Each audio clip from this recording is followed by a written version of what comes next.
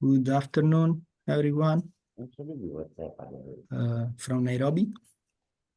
We are about to start this event today, and we are slowly seeing that attendees are joining. Let's give it 1 minute for everyone to have the time to join. And we can start.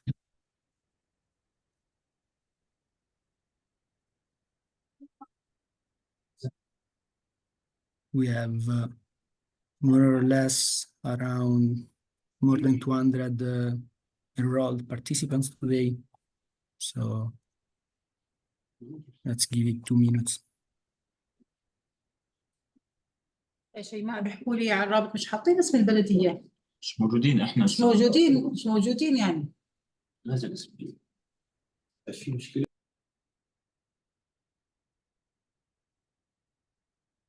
Okay. I would say that we can start. So welcome everyone. My name is Pietro Ceppi and I will be the moderator today. I work for the SDG localization team of the UN Habitat, and I am the project manager for this initiative, the Knowledge and Scientific Network. Today we are here for the event Closing the Knowledge Gap to Advance SDG Localization Perspective from Tunisia and Jordan. The event is an opportunity to launch the Local 2030 Knowledge and Scientific Network, an initiative that is anchored to the Local 2030 Coalition and implemented by UN Habitat in partnership with CESP-ETS, and in partnership also with the government of Italy, the government of Jordan, and the government of Tunisia. So before giving the word to our many speakers and great speakers today, we have a very intense and packed session. I would like to remind some housekeeping rules. So first of all, the event is being recorded. The event will be in English and Arabic, so please select the interpretation channel that you prefer in the bottom right.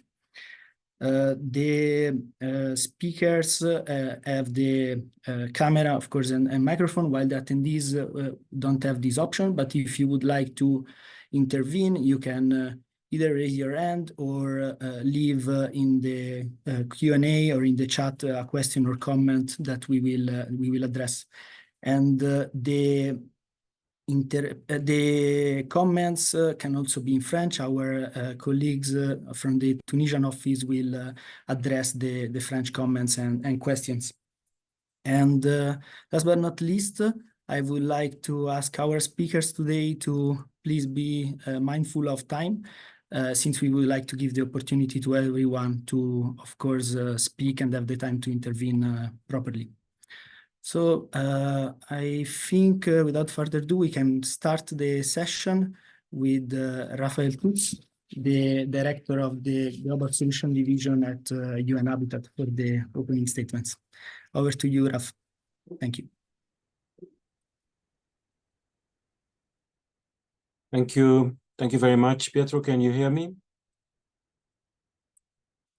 Perfect. Good. Thanks, Pietro. Dear partners, colleagues, greetings from Nairobi, and a very good day to all of you, wherever you are from and wherever you're connecting from.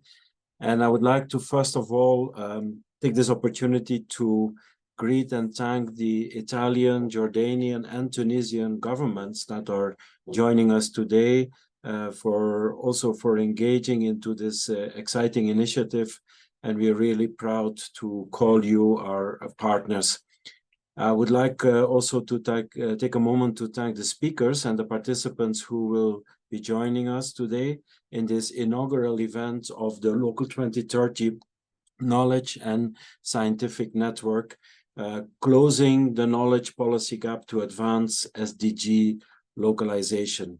So we are really happy to officially launch the national component of the Local 2030 Knowledge and Scientific Network in Tunisia and Jordan. And this is a milestone. It's a significant step forward in our effort to build capacity for SDG localization. So for those ones who are new to this initiative, this network aims to gather academic institutions and policymakers to bridge the knowledge and data gap in decision-making. This network is anchored into the Local 2030 Coalition. This is a UN system-wide platform and network co-chaired by UN Habitat and also currently by FAO, Food and Agriculture Organization. This coalition facilitates connections amongst diverse stakeholders like local and subnational governments, private sector, and other local actors, and serves as a bridge for sharing knowledge, innovation, tools, and investments on localization. So through these efforts, the movement of localization has gained wide recognition, thanks to all these inputs from member states, from local and regional governments and other actors supported by the United Nations. Now we stand here, we are halfway through the timeline to achieve the SDGs by 2030, and it is very clear that there is not sufficient progress, and actually much of the progress that has been gained remains fragile and vulnerable to the impacts of the current crisis, the multiple crises that the world is facing. And the success of the Global Development Agenda is intrinsically linked to the localization of the SDGs. So unless local and regional governments have adequate technical, financial, and human capacities to transform plans into actions, then it would be very difficult to achieve the SDGs by 2030, especially in line with the 6 transitions which were adopted during the SDG Summit in New York last year. We also know that data, science, and knowledge are essential for developing impactful evidence-based policies and projects to localize the SDGs, and academic and research institutions play a vital role in supporting national and local governments to make informed decisions. Our partner countries in this initiative already bring to the table positive examples of linking science and policy making to enhance data capacity for SDG localization. For instance, voluntary local reviews such as in Amman, the first in the Arab region, and Irbit in Jordan, also Enur in Tunisia, have provided cities with a tool to report and to track SDG progress.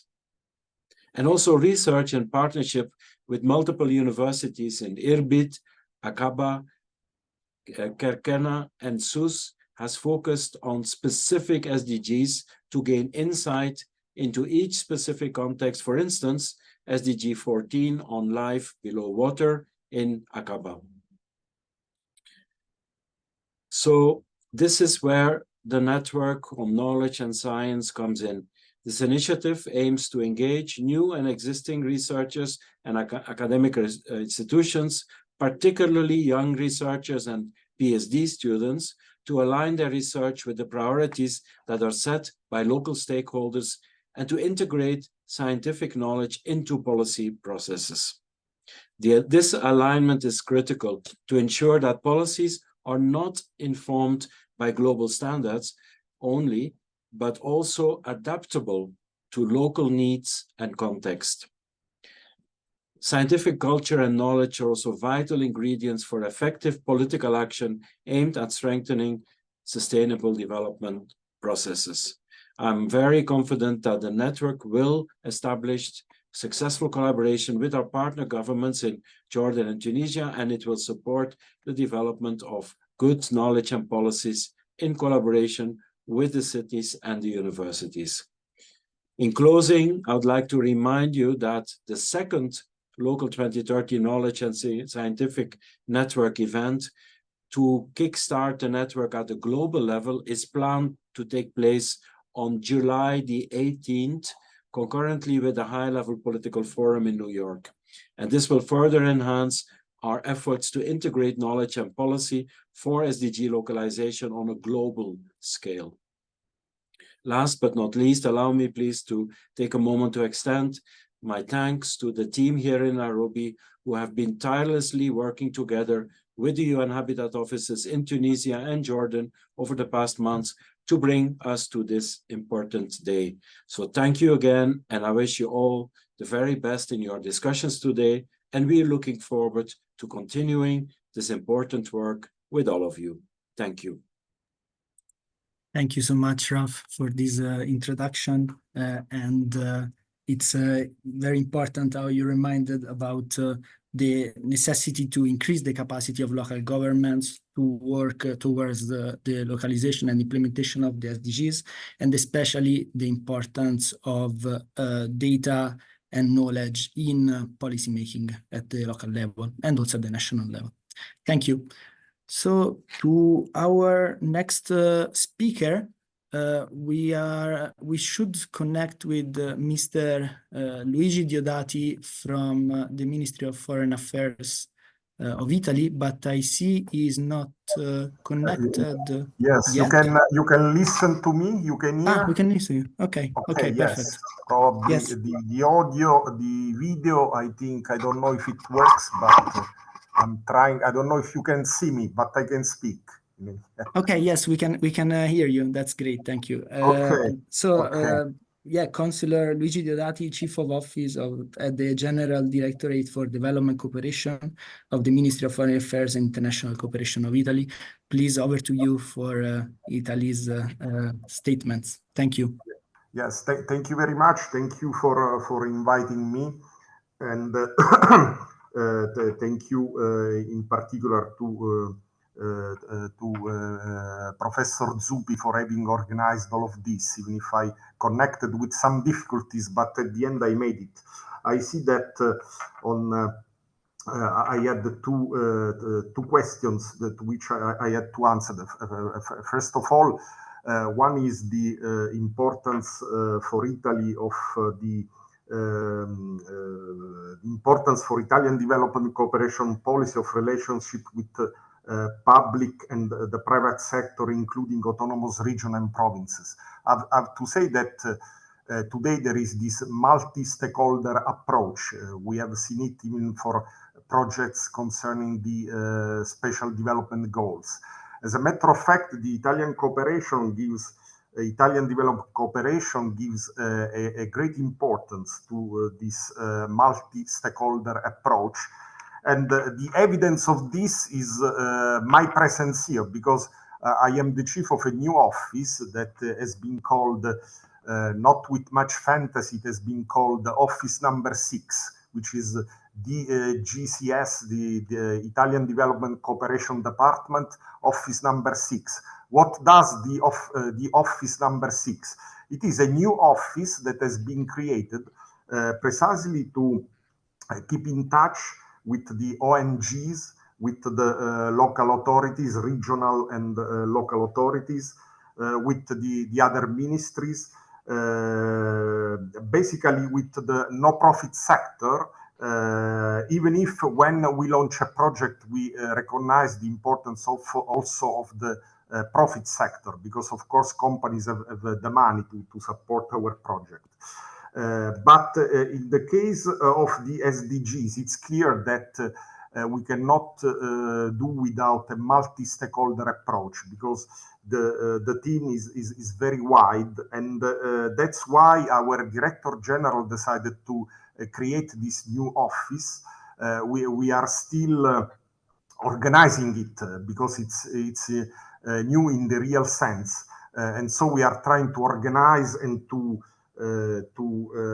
we are doing a mapping of all the ONGs, and we are trying to keep in touch with our partners, not only ONGs, but also universities, also research center like that of Professor Zuppi, that are very important within development cooperation project.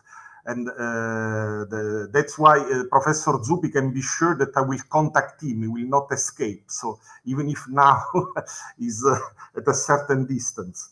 But it is important also when we work out a project also to take into account local and regional authorities, because local and regional authorities are a central element of our development cooperation model. Thanks to the solid link with the territory, they can promote a different way of doing development cooperation, inclusive and sustainable, which enhances human capital and above all promotes social cohesion. Local authorities, in fact, can count on numerous integrated subjects, each strongly rooted in the territory and able to contribute with its own experience. Ours is a model that places people and territories at its center, and we are strongly committed to supporting it for its ability to foster conditions for economic and social growth in a way that it is close to communities, because we have to take into account the importance of local communities. And quite often along the Mediterranean, there is a well-established collaboration between different regions, for example, regions of southern Italy with northern Africa. That's why also this Italian contribution to the knowledge hub. There are these experiences, specialization of the single region along the Mediterranean that favor a common view, a common approach to tackle the problem of the special development goals. And so I'm very happy to be present here. And this is a very good project, a good collaboration with Jordan and Tunisia. And I thank you very much. I've finished, I think, my 5 minutes approximately. Thank you to everybody. Thank you, Councillor Diodati, and thank you for reminding us about the importance of the multi-stakeholder approach, the role in Italy in implementing this, and especially also on the Italian territory, but also with these initiatives that bring together different countries, especially in this special relation between Italy and the Mediterranean countries from the south side. Thank you very much. Now the word to Mrs. Halem Bushiba, the Director at the General Committee for Sectoral and Regional Development and SDG Project Coordinator at the Ministry of Economy and Planning of Tunisia. Mrs. Bushiba, the floor is yours. Thank you. شكرا. مساء الخير وشكرا لكم على الدعوة للمشاركة في هذا الويبينار المهم. سأقدم لكم تجربة تونس حول توطين أهداف التنمية المستدامة. سأقوم بشير ذا سكرين. Please.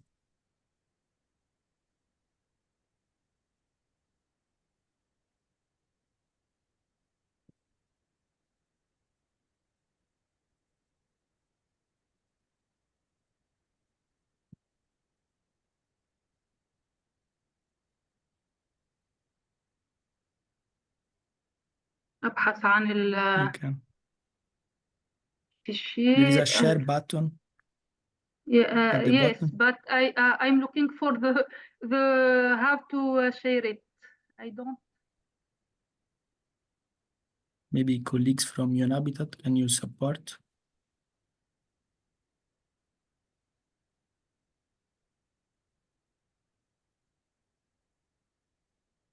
مدام أحلام. نعم.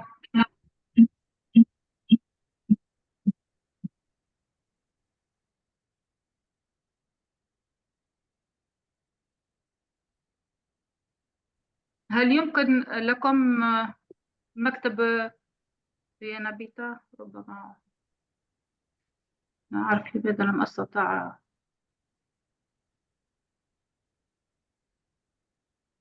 It's okay. Yes, now we have a presentation. Okay. Great.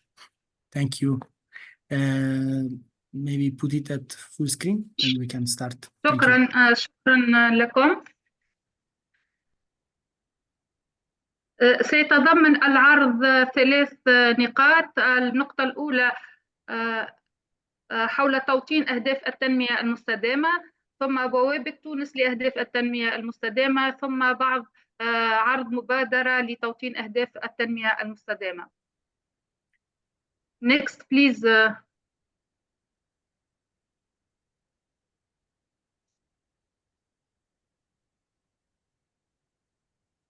Who is in charge of moving the slides, please?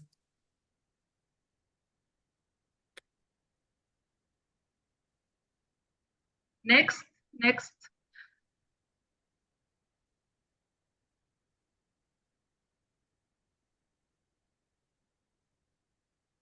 Okay.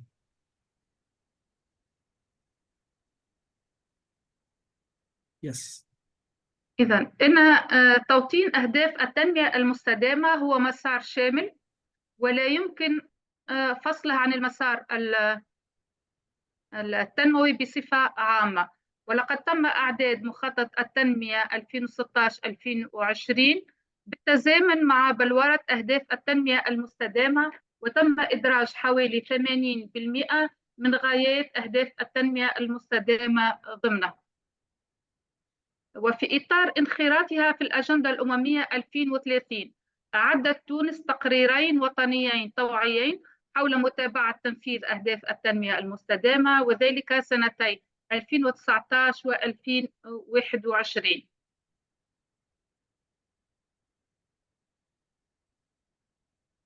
ولقد مثلت رؤية تونس 2035 الركيزة الأساسية لمواصلة توطين أهداف التنمية المستدامة وإدراجها ضمن السياسات العمومية على المستوى الوطني والمحلي.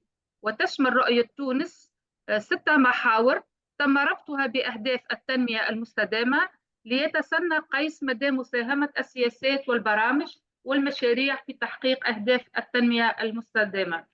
المحور الأول كما ترون على الشاشة هو رأس المال البشري قوام التنمية المستدامة والشاملة. المحور الثاني هو اقتصاد المعرفة محرك للابتكار والتجديد. المحور الثالث اقتصاد تنافسي ومتنوع داعم للمبادرة الخاصة. المحور الرابع الاقتصاد الأخضر والتغيرات المناخية. المحور الخامس العدالة الاجتماعية أساس التماسك الاجتماعي. والمحور السادس والأخير تنمية جهوية دامجة، تنمية جهوية عادلة وتهيئة ترابية دامجة. واعتمادا على رؤية تونس 2035 تمت صياغة دليل أعداد مخططات التنمية الجهوية والقطاعية، وتم التأكيد ضمن مختلف وثائق إعداد مخطط التنمية على ضرورة التركيز على مدى مساهمة السياسات والبرامج والمشاريع في بلوغ أهداف التنمية المستدامة. كما تم التأكيد أيضاً على إبراز خصوصيات مختلف المناطق والجهات. ولقد بيّنت عمليات إعداد التقارير الوطنية صعوبة الحصول على معطيات دقيقة ومحينة حسب الجهات وحسب البلديات، وبهدف التعريف بأهداف التنمية المستدامة 2030 لدى العموم تماشيا مع المبدأ الكوني لكي لا يترك أحد خارج السرب. تم في مارس 2020 إحداث بوابة تونس لأهداف التنمية المستدامة بدعم من مكتب برنامج الأمم المتحدة للتنمية PNUD. العرض هناك رابط لهذه البوابة.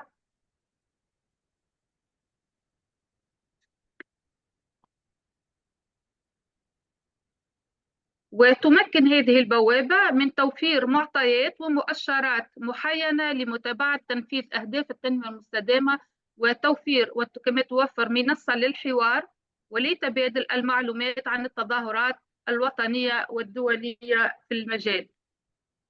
هل يمكن سلايد next slide please حول صفحة الاستقبال لبوابة تونس؟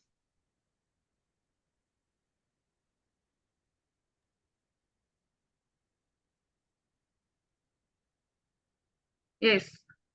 تشاهدون هنا الرابط حول البوابة، والصفحة السلايد الموالي فيه صفحة الاستقبال لهذه البوابة. اسمحوا لي الآن الانتقال إلى عرض لمبادرة تونسية لتوطين أهداف التنمية المستدامة، وهي تقرير متابعة تنفيذ أهداف التنمية المستدامة ببلدية حي النور من ولاية القصرين. يعتبر تقرير تشاهدون الآن صفحة الاستقبال لبوابة تونس حول أهداف التنمية المستدامة. إذن بالنسبة لمبادرة توطين أهداف التنمية المستدامة، سأقدم لكم التجربة تونس في إعداد أول تقرير محلي طوعي، وهو تقرير محلي طوعي لبلدية حي النور من ولاية القصرين. إذن كما سبق أن قلت هو أول تقرير، ولقد تم اعتماد المقاربة التشاركية في مختلف المراحل، وبمساهمة كل الأطراف الفاعلة على المستوى المحلي وعلى المستوى الجهوي لتوفير المعطيات وتحليلها وتقديم المقترحات.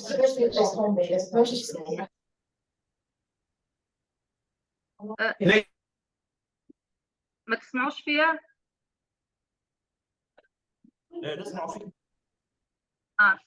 شكرا. إذن ومن أجل إعداد التقارير المحلية الطوعية من الضروري لست أنا التي يقوم به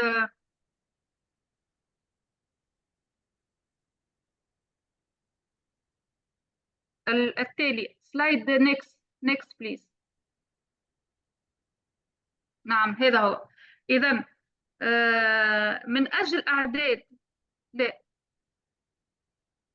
أجل إعداد التقارير المحلية الطوعية من الضروري وضع قاعدة بيانات محلية لمتابعة مختلف المؤشرات والمساعدة على توجيه السياسات العمومية.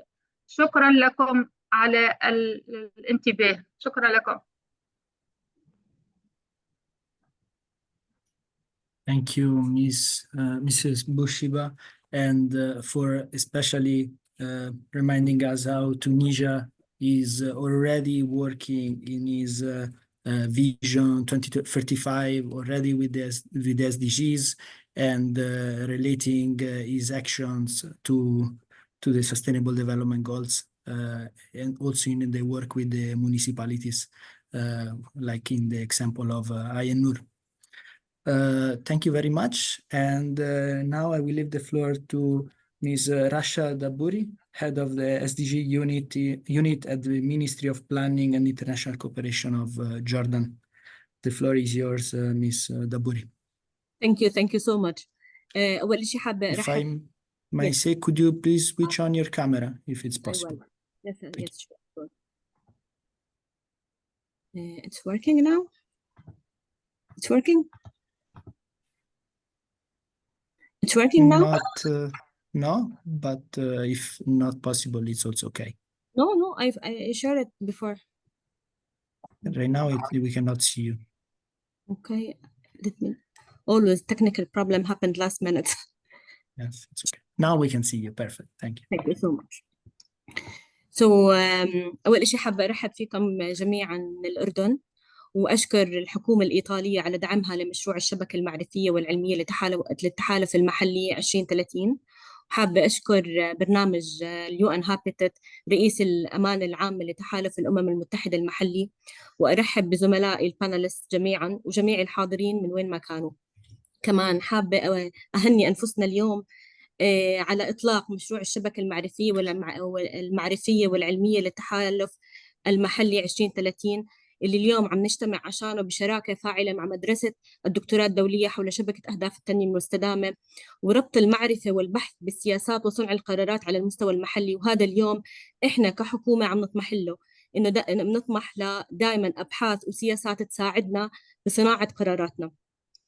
حابة اليوم خلال ورشتنا أشارك معكم تجربة الأردن، وكيف أدمجنا الاستراتيجيات الوطنية في المملكة الأردنية الهاشمية لتوطين أهداف التنمية المستدامة، وأهمية الاتساق بين المستوى الوطني والمستوى المحلي. وهلأ راح أحاول أشارك معاكم البرزنتيشن تبعتي.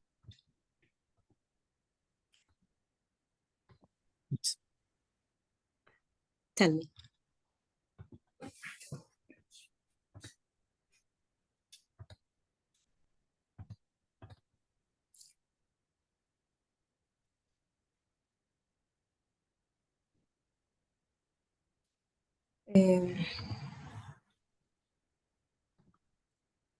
Can you see the presentation? It's working We now? can see. Perfect.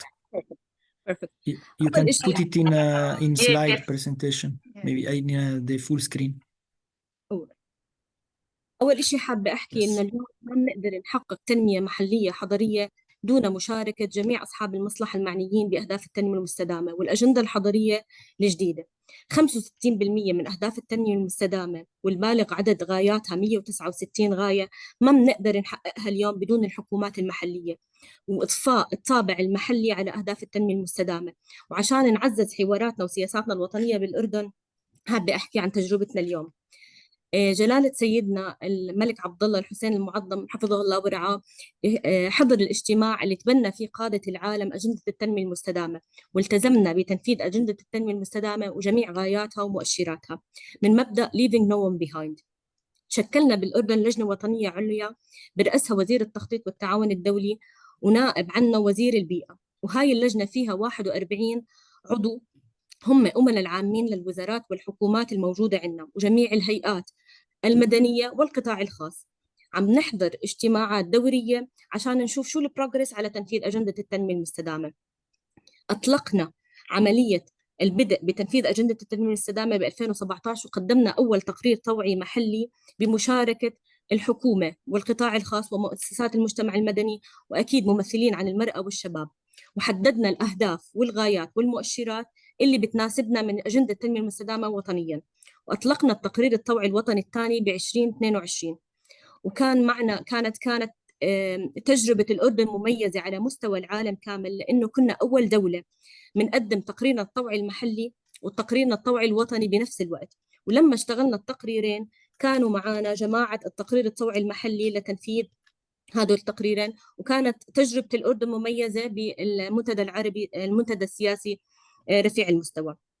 أطلقنا خارطة الطريق وحددنا معالمها وهي 11 إليمنت، واحد منهم توطين أهداف التنمية المستدامة وهلا رح أعرضها. الإطار المؤسسي لتنفيذ أجندة التنمية المستدامة الموجود قدامكم هلا هو إنه اللجنة الوطنية العليا اللي برأسها وزير التخطيط تحتها لجان تنسيقية فيها جميع الوزارات والمؤسسات الحكومية، فيها القطاع الخاص، فيها هيئات المجتمع المدني. أهم عضو فيها عندنا مجالس المحافظات والبلديات. واليوم تجربة إربد اللي عم بتصير مجلس المحافظة بإربد جميعه عم بيشتغل على تقديم تقرير طوعي محلي ثاني للأردن اليوم لمدينة إربد. بالتمثيل على المستوى المحلي معنا النقابات، معنا هيئات المجتمع المحلي، ومعنا الأكاديميين. والجامعات هي حاضنة لأهداف التنمية المستدامة، وهي اليوم اللي بتساعدنا إذا في مؤشرات ما عم نقدر نحسبها بالتولز البسيطة دائما للحكومة نتساعد مع الأكاديميين لنقدر نوجد هدول المؤشرات.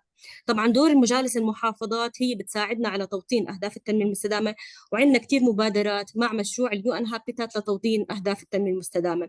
طبعا لضيق الوقت ما قدرت أطلع على كل هدول البرامج اللي عم نشتغلها لتوطين أهداف التنمية المستدامة، بس اليوم عندنا إحنا مع يو هابيتات مشاريع كتير كبيرة عم نشتغلها لنشر أهداف التنمية المستدامة ودمج غايات ومؤشرات أهداف التنمية المستدامة بالخطط على المستوى المحلي.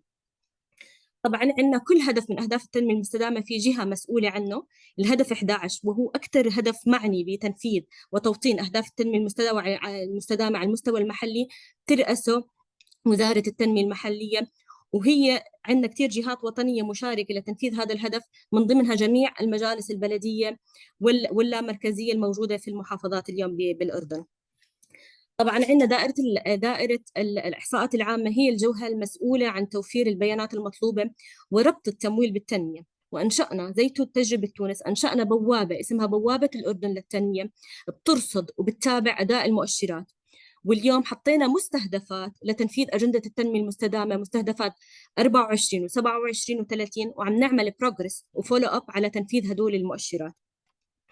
طبعا عندنا دائما ورش وطنية تجمع جميع الأعضاء المسؤولين، فعملنا يعني كذا ورشة على المستوى المحلي، وكان في تمثيل على المستوى المحافظات عشان نقدر نساعدهم بدمج خططهم المحلية مع أهداف التنمية المستدامة. طبعا هاي الورشة حضرها مجالس المحافظات، مجالس البلديات، أمانة عمان، اتحادات الجمعيات الخيرية والاتحادات النسائية. ودائما عندنا ورش توعية بكل المحافظات لرفع وعي المشاركين بأجندة التنمية المستدامة.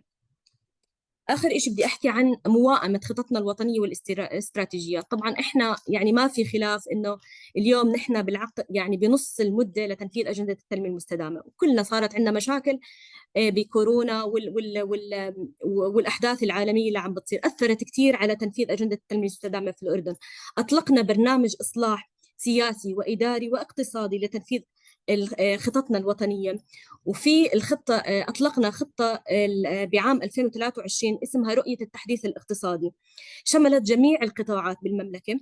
طبعا فيها 445 مبادرة دمجناها مع أهداف التنمية المستدامة، وحاولنا نوائمها مع جميع غايات أهداف التنمية المستدامة، ربطنا جميع مؤشراتها بمؤشرات التنمية المستدامة. عندنا كثير استراتيجيات وطنية، من أهمها استراتيجية وخطط عمل النمو الأخضر، طبعا كلها زي ما احنا شايفين على الشاشة مدموجة مع غايات ومؤشرات أهداف التنمية المستدامة. استراتيجيات الأمن الغذائي كذلك، استراتيجيات الوطنية، وعندنا كثير استراتيجيات ما قدرت أشملهم، بس هدول أهم استراتيجيات عم نعملهم فولو أب اليوم لكيف ندمج أهداف التنمية المستدامة وكيف نتابع أدائها على مستوى المملكة.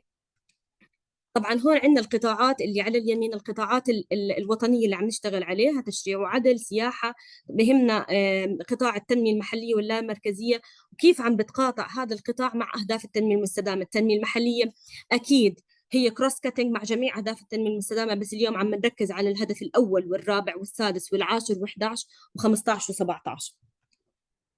بالنسبة لتجربتنا باستعراض التوعية والاستعراض المحلي لعاصمة عمان، كنا الفريق الوطني اللي اشتغل على أهداف التنمية المستدامة لتقديم تقريرنا التوعي المحلي نفس الفريق المعني بالهدف 11، نفس الفريق اللي اشتغل مع فريق تقرير التوعي المحلي لعمان، وكنا معاهم باختيار الأهداف. ويا ريت كان عندنا وقت نشارك تجربتنا بالتفصيل كيف عملنا التقرير التوعي المحلي لأمانة عمان. كانت تجربة جدا ناجحة وبنقدر نشاركها مع أي دولة موجودة اليوم حاليا، وعم نشتغل اليوم مع مدينة إربد بتجربة إن شاء الله تكون أنجح كمان على إعداد التقرير التوعي المحلي. وأكيد رئيس البلدية، سعادة رئيس البلدية، رح يحكي لنا على التفاصيل اللي عم تشتغل فيها اليوم مدينة إربد، مدينتي، شو الأبديت اللي عم بتصير عليها.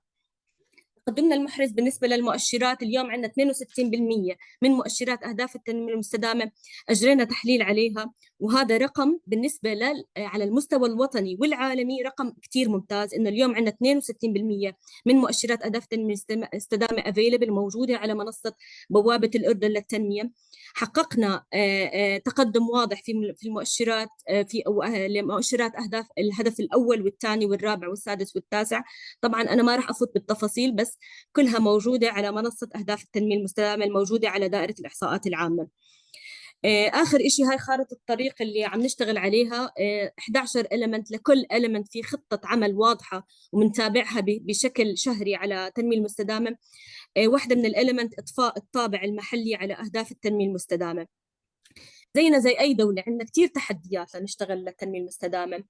تنسيق قوي مع كافة الشركاء هذا تحدي اليوم عندنا لتنفيذ أجندة التنمية المستدامة. تعزيز مشاركة القطاع الخاص والأكاديميين برضه كمان عندنا تحدي لتنفيذها. تفضل. 2 minutes. Please, Ms. Daburi. Yes. Just two things. One, if you can come to the conclusions, because we are going over time. And second, if you could also speak slower so that the interpreter can actually catch up with the English translation. Thank you. All right. You're welcome. I am finalizing. I'm in the Perfect. Perfect. Thank you. Thank you. Okay. تحديات الأردن اليوم لتنفيذ أجندة التنمية المستدامة: تعزيز مشاركة القطاع الخاص والأكاديميين، تأمين التمويل لأغراض التنمية المستدامة، وهي أكيد مشكلة عالمية وعم نشتغل. العام الماضي المنتدى كان حديثه الأطول على كيف نعمل Finance for Development.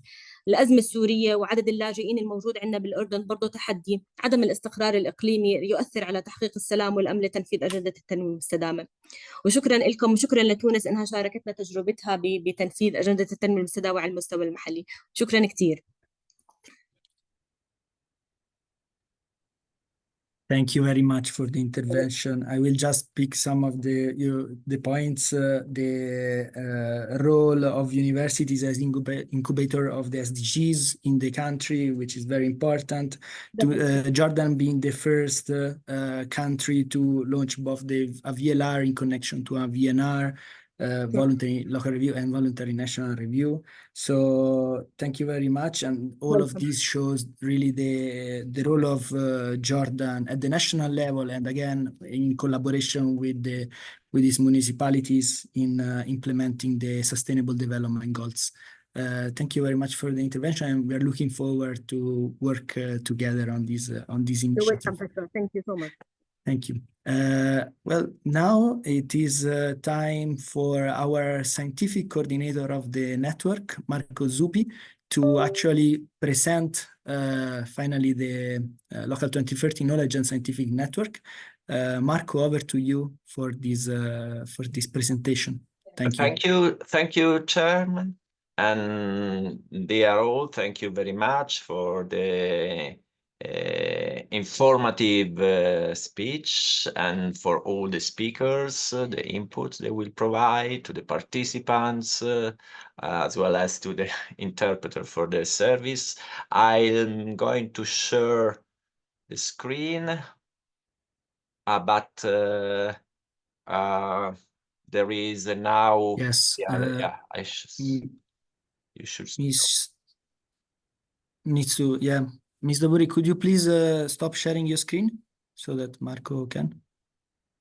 Thank you. Perfect. Thank you.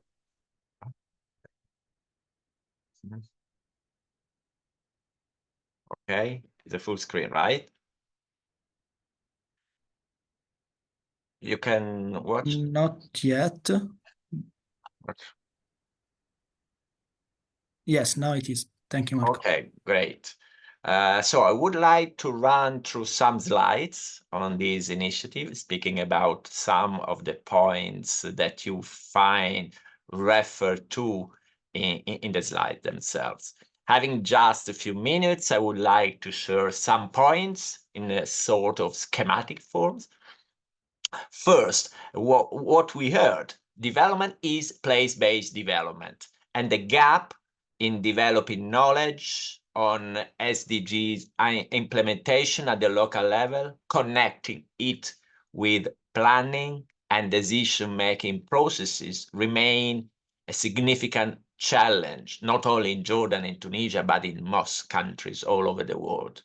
And very often at local level, there is lack of data, we heard about it, coherence, capacities, finance to deliver transformative change. So the second point is that academia and research community is crucial for the achievement of SDGs, particularly at local level, because they are the source of innovative, sustainable approach, solution, the importance of evidence-based approach to the challenges of 2030 agenda for transformative change.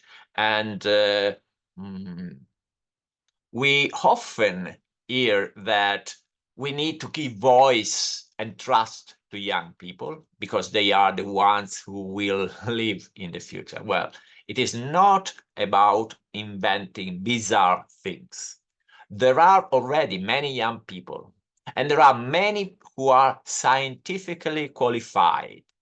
We live, in fact, in a time when, for the first time in history, there are more than 230 million students enrolled in university worldwide.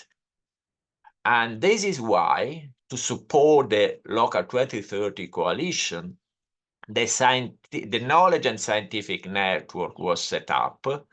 And through this network, the partners are aimed to structurally connect academia to the work of Local 2030 coalition.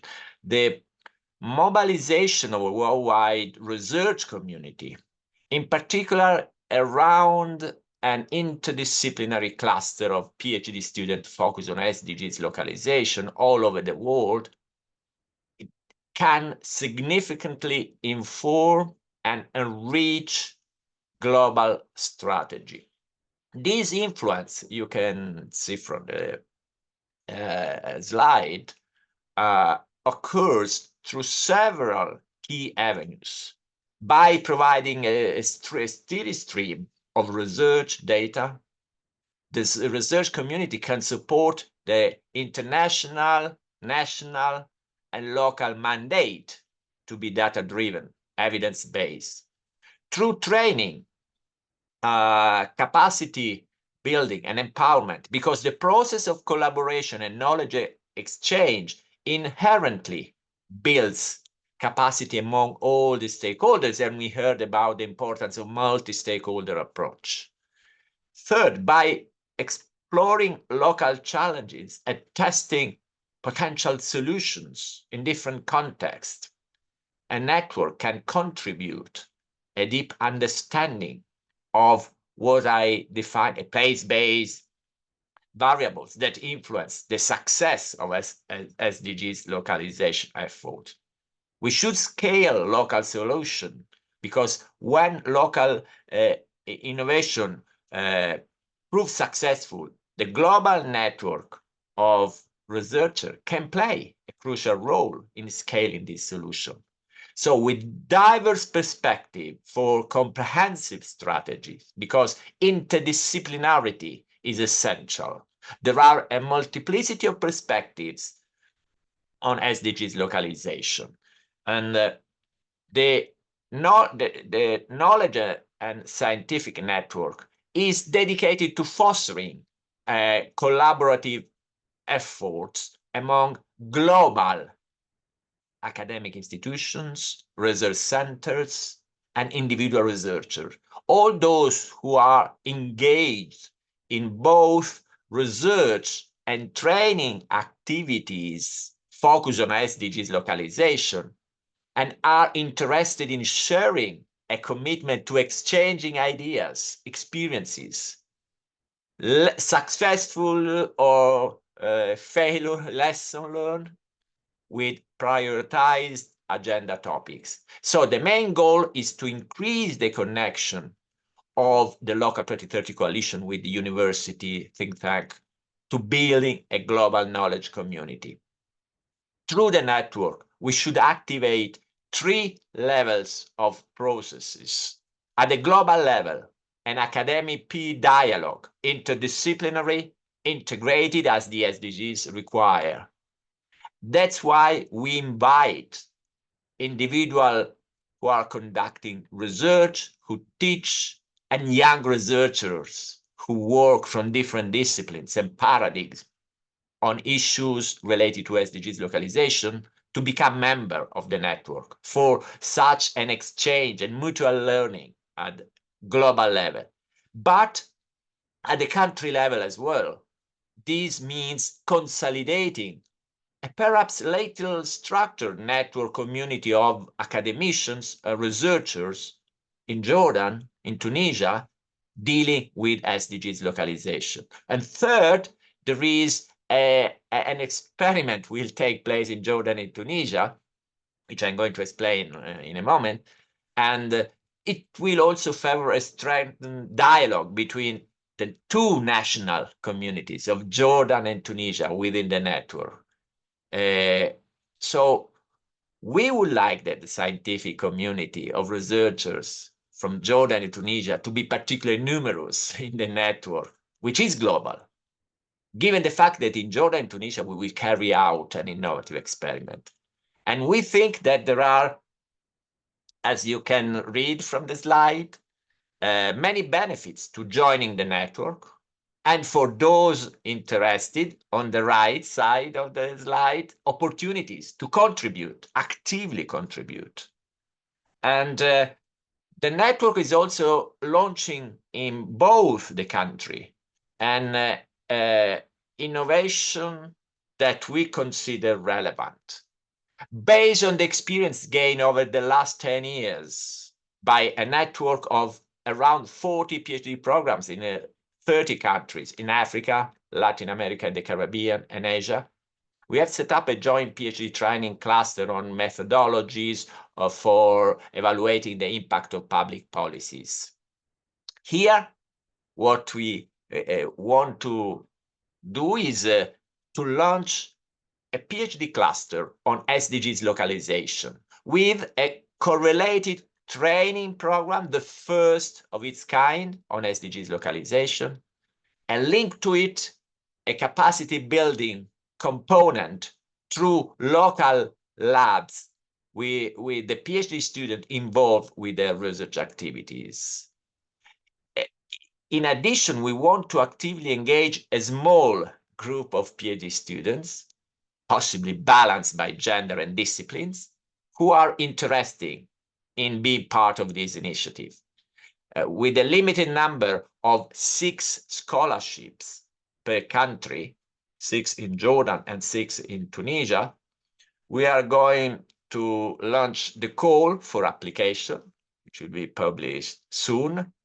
And the idea is that PhD program coordinator, thesis supervisor are invited to nominate some PhD students and young researchers as candidates to join the cluster with the scholarship and to carry out an action research activity associated with the cluster on SDGs localization. So I just said that the call for submitting PhD candidates for the scholarships will be published shortly. And the idea is that the selection will close in September, so that those selected candidates who will receive a monthly scholarship of $750 per month to cover their active participation period in the core modules, workshop, and local lab for the academic year 24-25, 12 months. And the idea is that we would like to have their coordinators of the PhD program supervisor directly involved, because one central component is the training program that will start in October, November, last 1 year. I said that those with the scholarship, the small group cluster will participate, but I said before, the entire program will be open in its components to anyone who wants to sign up free of charge, of course. We have just a limited number of scholarship, and those who will gain the scholarship will be somehow compelled to be more active, but all those who are interested are invited to participate. And the network of researchers at the global level will also be involved in defining the program, the syllabus of the modules. I would just to mention that the idea is to have modules of a program on SDGs localization that has, let's say, a universal value, not only for Jordan and Tunisia, based on decades of research and action at the global level, but there will be in all the modules a part, let's say, more contextualized to Aqaba, Irbid, Kerkenna, Sousse, the 4 cities directly involved, with also a specific module.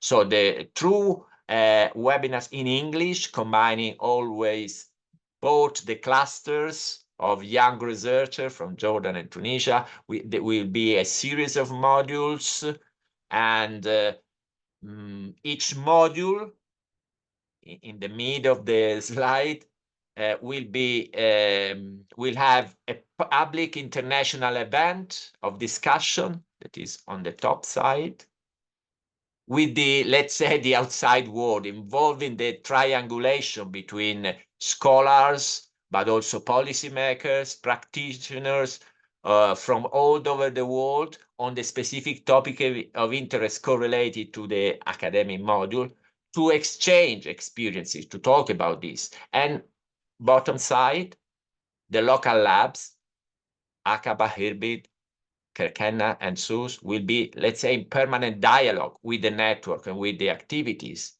because they will be invited to be part and animate the local laboratories with PhD students, designed as a space in which the local communities meets to bring together teams, suggestions that emerged during the international workshop, the module at the global level of coalition, to retroact by soliciting reflections on some points, translating everything into concrete action to guide the SDGs localization on the territories.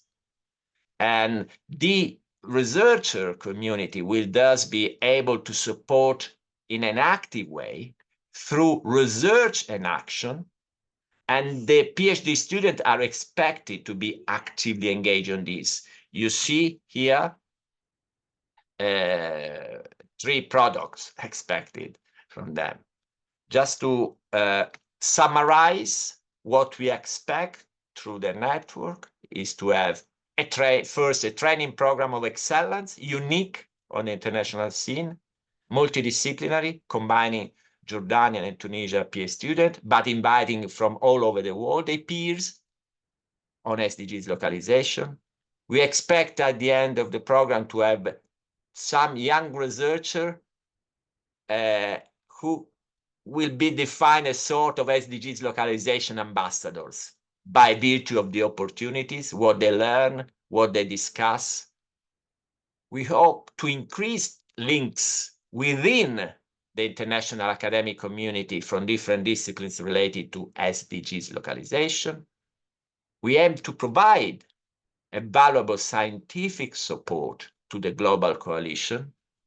And last but not least, to provide concrete proposals, practical solutions for strategic initiatives, including international territorial partnership, exploiting the opportunity of combining all the actors involved in the community of the network to follow up and develop the commitments of Aqaba, Harbi, Kerkenna, SUS on SDGs localization, and the interest of the international donor, international community in supporting programming. And so just finally, renewing the invitation to scholars, young researchers, teachers interested in being part of the community to join individually or institutionally. I show here the programming calendar for the coming months related to this country. I mentioned the combination of local, national, and international level of active participation of the network. That's why there is a parallel process on the global scale. And to conclude, forgive me, I cannot help but be emphatic in what I consider fundamental. On the other hand, there are tremors in the world and near Jordan, Tunisia, Europe, in Palestine, so dramatic. So I conclude in particular addressing young researchers. Only what is done with passion deserve our commitment. The rest is not worth it. So please, let's go out together into open spaces. Let's make our skill available to the communities interested in promoting sustainable, innovative solutions. Let's build a community on SDGs localization together, and the knowledge and scientific community is here for this reason. Thank you. Thank you very much, Marco, for presenting the initiative, which is very, very innovative, and we are so looking forward to actually start implementing also on the ground with the academic program. We are a bit behind schedule, but let's go quickly to our next speakers, which are the one in the first panel session with the 4 cities. The 2 Tunisian cities of Sousse and Kerkenna, and the 2 Jordan cities of Irbid and Aqaba. Thank you very much for being here today. And please, we want to know more about the context of your cities. How are you already engaging with localization? And so we will start with His Excellency Dr. Nabil Ahmed Al-Kufai, Mayor of Greater Irbil Municipality in Jordan. Over to you, Dr. Al-Kufai. Thank you. شكرا. مساء الخير أو صباح الخير حسب التوقيت لكل الإخوة المشاركين. شكرا لليو أن هابيتات على تنظيم هذه الورشة وهذا اللقاء عن بعد. نحن سعداء في بلدية إربيل الكبرى أن نكون بمعية الزملاء من الأردن وتونس ومن إيطاليا وكافة الدول الأخرى تحت يعني هذه المظلة الدولية التي حقيقة نعتز ونفتخر بحجم الجهد والشراكة والدعم التي تقدم للبلديات وإن كانت بطيئة أحيانا. أستهل يعني مشاركتي ومداخلتي بتذكير السادة والسيدات الزملاء بما يحدث في غزة تحديدا وفلسطين عموما. إذا كنا نهدف بشكل حقيقي إلى توطين التنمية المستدامة، فأعتقد أنه من أهم النقاط هي وقف عمليات القتل والإبادة الجماعية التي تحدث للأبرياء، للأطفال، للنساء العزل في ظل إبادة جماعية وتجويع متعمد واستهداف لكل مفردات التنمية المستدامة 17 حقيقة، في الأرضي والبحري والجوي، في الصحة، في الإنساني، في المياه، في الصرف الصحي، في البنى التحتية، في كل شيء، حتى نكون حقيقة نحظى بلقب الإنسان. حقيقة نحن وإن كنا من لغات شتى، من أديان شتى، من جغرافيا شتى، نحن نجتمع تحت مظلة أننا بشر، أننا ننتمي إلى الإنسانية بإطارها الواسع التي يجب أن نعظم هذه الرابطة على مستوى العالم. حقيقة المداخلة تكمن في 3 محاور التي يطلب أن نتحدث فيها، في التحديات والإجراءات والشراكات أيضا مع المؤسسات. نحن في بلدية إربد الكبرى لسنا بمعزل عن بقية البلديات في الأردن أو بعض البلديات الشبيهة أيضا في المنطقة. أنا أعتقد أنه هنالك جملة رئيسة من التحديات المهمة وألخصها حسب الأهمية. أعتقد أنه أول هذه التحديات هي التشريعات التي تقيد عمل البلديات. للأسف أقول أن التشريعات تقيد صلاحيات البلديات، تسلب بهذه البلديات الكثير من حقوقها، بحيث أصبحت سلطة البلديات في إحداث التنمية الحقيقية للمحليات أو للجغرافيا أو للفضاءات في المدن، بما تحويه أيضا من أنشطة إنسانية أصبحت محدودة للأسف. لذلك نعتقد أنه وإن كانت ليست المسؤولية مسؤولية دولية عن هذه التشريعات، لكنها نتكلم بمنتهى الشفافية. نحن صوتنا كبلدية يرتفع حقيقة لتحقيق المزيد من الصلاحيات للحكم المحلي.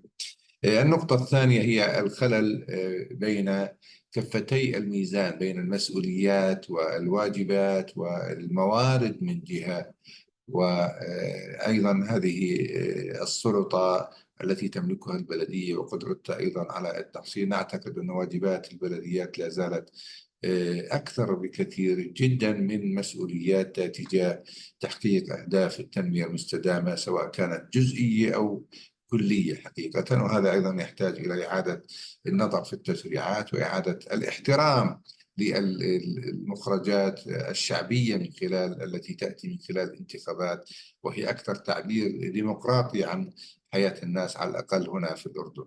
التحدي الثالث حقيقة التي يعيق تحقيق أهداف التنمية المستدامة، وهذا التحدي وإن كان ليس دائما، لكنه بلدية إربد كمعظم المدن الأردنية عانت من موجات من الهجرات من إخواننا في فلسطين، الهجرات من العراق في عام 91 وعام 2003، الهجرات من سوريا التي بدأت في عام 2012 واستمرت لما قبل عام 2019 تقريبا، ولا زالت الأردن يحتضن المزيد من اللاجئين السوريين، مما يؤثر أيضا على تحقيق أهداف التنمية المستدامة.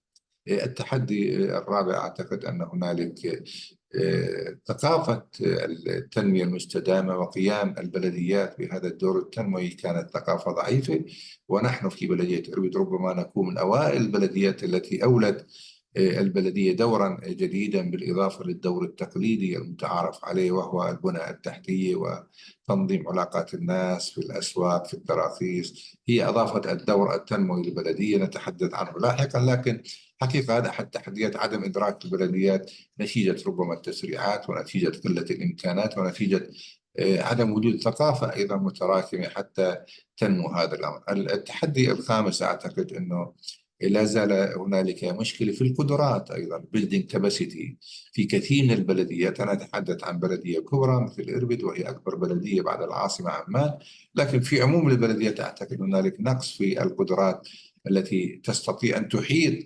بكافة أهداف هذه التنمية بشكل أو بآخر. يعني أكتفي يعني هذا الإيجاز عن التحديات. أتحدث ثانيا عن موضوع ماذا قدمت البلدية وماذا تقدم وتستطيع أن تقدم في جهود.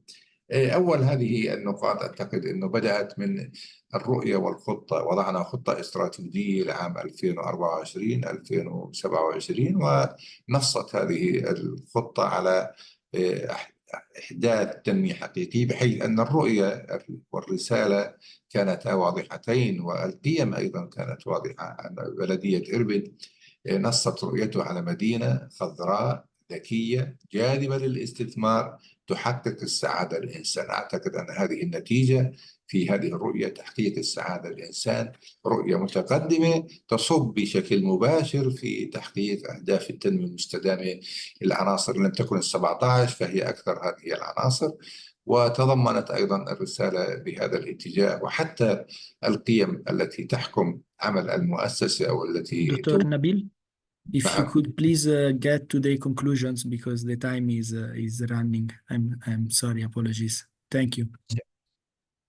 We طيب can سأختصر. يعني شكرا لك. يعني هذه القيم وهذه الخطة الاستراتيجية وضعت إحدى المرجعيات حقيقة في المرجعيات لهذه الخطة الاستراتيجية للأهداف التنمية المستدامة للأمم المتحدة، بالإضافة للمرجعيات الوطنية في هذا الجانب، وتضمنت مسارات واضحة في أهداف التنمية المستدامة. النقطة الثالثة أعتقد أن البلدية قامت بشكل مباشر في تطوير الأدوات والبناء القدرات في الإحاطة بهذا الجانب في التنمية المستدامة، بحيث وفرت الكوادر المؤهلة والكافية لإسقاط هذه المفاهيم بشكل جيد. أخيرا أعتقد أن البلدية أدركت معنى الشراكة الواسعة سواء مع القطاع الخاص ومع المؤسسات الأخرى في تحقيق أهداف التنمية المستدامة، وبالتالي الكثير من هذه الأهداف أوجدت مجالس مشتركة مع الجامعات، مع الغرف التجارية، مع مؤسسات المجتمع المدني، مع المواطنين العاديين في تحقيق أهداف التنمية المستدامة. يعني أعتذر أن تجاوزت الوقت، لكن هذا باختصار شديد جدا ما تدركه البلدية وما تقوم به وما تنوي القيام به. شكرا. Thank you very much, Dr. Nabil. And apologies for interrupting. We need to give space to all the speakers. But thank you for expressing the challenges and also the opportunities of the city of Irbid. The things you mentioned like resources, capacity building, policies, and the interaction with the national level are all very important element that we will work further together with this initiative. Thank you. And another important element you mentioned is actually culture, and which relates very well to the role of the network. Thank you very much. Now I would like to give the word to Mr. Adnan Sassi, Director of International Cooperation at the Sousse municipality in Tunisia. Please, Mr. Adnan. مرحبا. أول شيء نحب نوجه تحية شكر United Nation Habitat مكتب تونس اللي عن طريقه هو أتاح لنا الفرصة هذه باش ندخلوا في شراكة في ميدان جديد علينا في بلدية سوسة، وهو ميدان البحث العلمي. لأنه في تونس يعني الميدان البحث العلمي يعني فما وزارة التكوين وزارة التعليم العالي هي اللي تعنى بالشيء هذايا، وإنما في المقاربة اللي جديدة هذه أنه باش يصير يعني تطويع الباحثين لفائدة البلديات في إطار إنجاز الأهداف التنمية المستدامة. نحب أيضا أن نوجه تحية لزملائي في بلدية إربد الكبرى، اللي وهذه مش أول فرصة تجمعنا كبلدية سوسة بإخواننا وزملائنا وأشقائنا بالأردن، حيث أنه مثلا ما زلنا كيف اختتمنا برنامج ممول من طرف الاتحاد الأوروبي اسمه Sustainable Med City، وكنا شركاء مع مدينة إربد. أيضا نحن مع بلدية الأردن شركاء في شبكة المدن المتوسطية ميد سيتيز، وأتيحت لنا الفرصة باش خدمنا مع كثير مدن أردنية، منها مثلا مدينة الزرقاء وغيرها من المدن. تحية لزملائنا وإخواننا في الأردن الكل يعني، وهذه فرصة أخرى باش نزيدوا نوطدوا العلاقة متاعنا. شكرا أيضا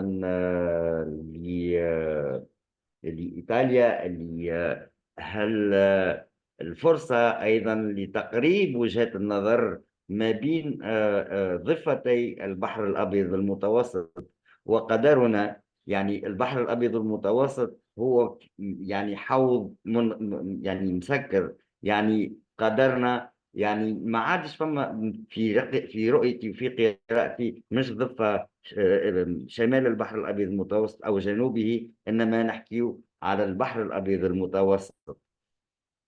بالنسبة لمدينة سوسة يعني بالتحديات اللي واجهناها باش نستجيبوا لأهداف التنمية المستدامة.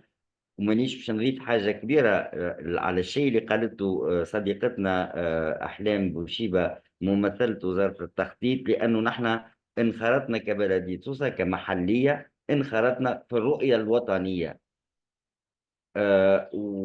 وفي هذا الصدد يعني أنجزنا كثير مشاريع فيما يسمى سابقا مشاريع أني سي بي سي ماد، اللي اليوم ولا اسمه انتريج نيكست ماد، وايضا فما انتريج نيكست ماد وانتريج ايتالو لا كوبيراسيون ايتالو تونيزيان. يعني كيفاش فهمت هذا اي الايطالي التونسي. ف يعني المشاريع اللي قمنا بهم خاصة في زوز مجالات. المجال الأول هو المجال البيئي، يعني كل ما هو معناتها النفايات، معناتها إدارة النفايات المنزلية، النفايات لي ديشي سوليد يعني وأيضا في الميدان النجاعة الطاقية والتحولات الطاقية والتحول إلى إنتاج الطاقة الصديقة للبيئة. أيضا مشاريعنا كانت على مستوى التنقلات الحضرية. هذه التحديات اللي رفعناهم كبلدية سوسة. في المستقبل يعني بودنا يعني لو نلقاو الباحثين في الميدان العلمي اللي باش يزيدوا يعطيونا رؤية أكاديمية لاحتياجات البلدية متاعنا، باش نطلعوا إلى غد أفضل، إلى مدينة سوسة 2030 2040. مدينة سوسة نحن أيضا من أول المدن اللي عملنا استراتيجية تنمية المدينة، استراتيجية دو ديفلوبمون دو لا فيل دو سوس. والاستراتيجية هذه هي ولات كيما خارطة الطريق اللي باش توصلنا لتنفيذ البعض من أهداف التنمية المستدامة. باش نزيد كلمة أخرى يعني Mr. Adnan, عفوا. again, sorry, please if you can come to conclusions. Thank you. حاجة واحدة فقط هي بالنسبة لنا نحن يعني باش نركزوا على بناء القدرات، معناتها تنمية القدرات. اثنين، التبادل الأفقي ما بيننا وما بين البلديات المشاركة في هذا البرنامج. وشكرا مرة أخرى، وسامحوني إذا كان طولت.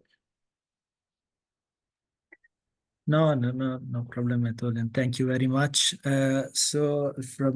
Thank you for talking about the strategy of the city 2030-2040, the priority teams, including, as you said, waste management, and it's also great to see that you are already collaborating with your Tunisian counterparts, which is so we are just adding something new to the table, but there's already a relation, which is great.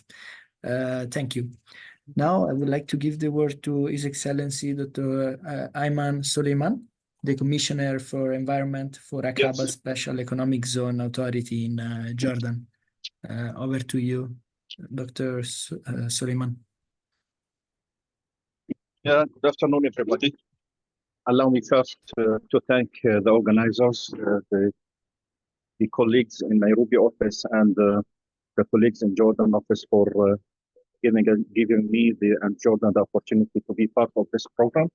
We believe that this is an important initiative, and we certainly are interested and would like to be part of it. I'll just be brief because the time limitation.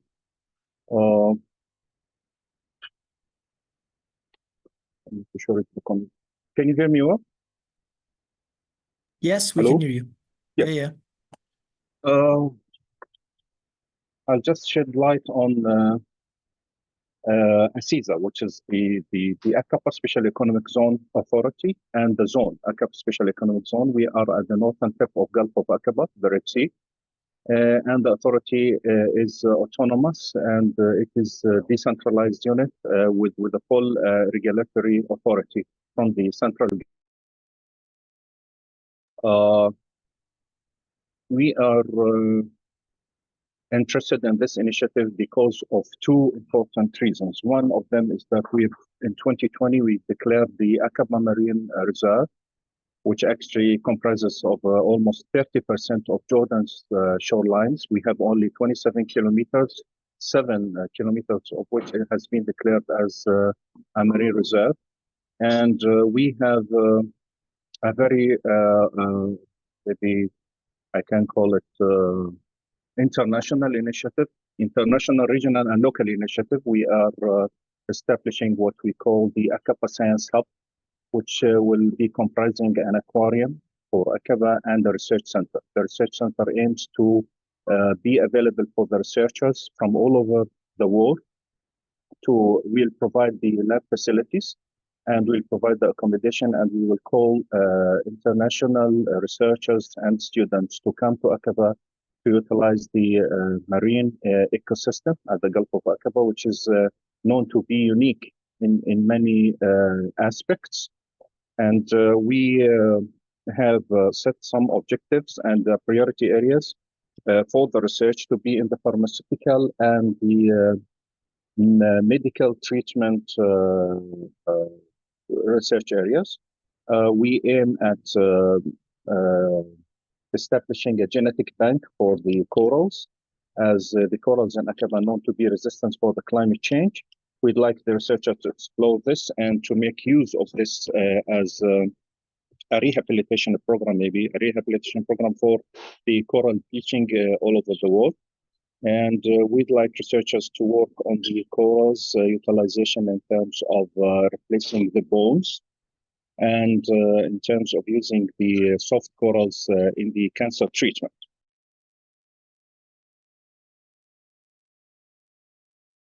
You are on mute, Dr. Suleiman. Really? You can't hear me? Now, yes. Oh. For a moment, Yes. you were on mute. Yes, we aim at creating this research hub to call all the researchers to come and join us in Jordan.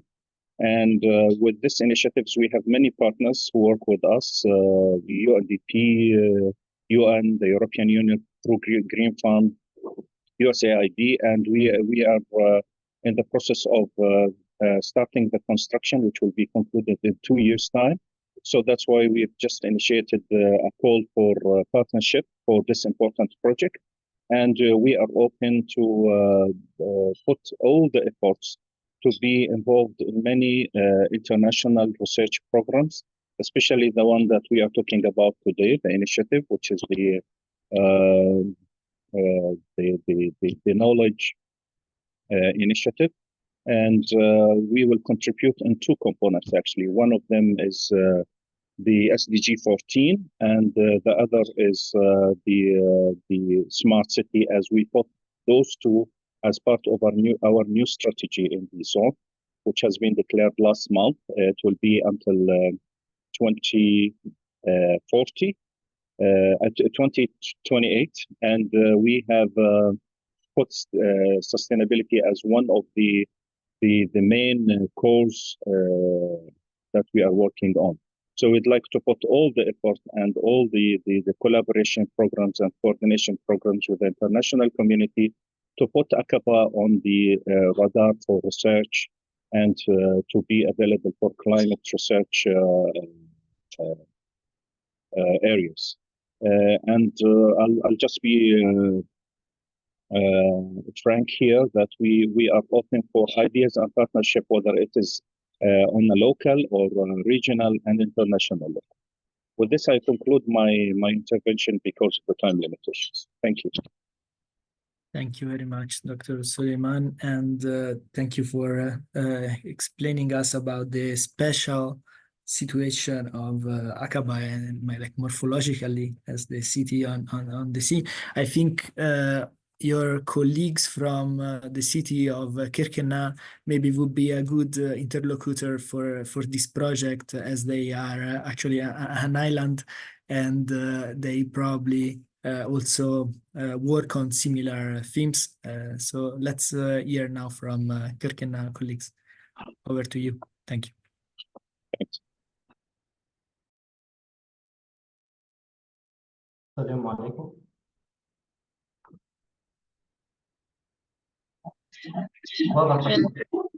Mahdi, je vous mettez le plein écran, mode diaporama, s'il vous plaît.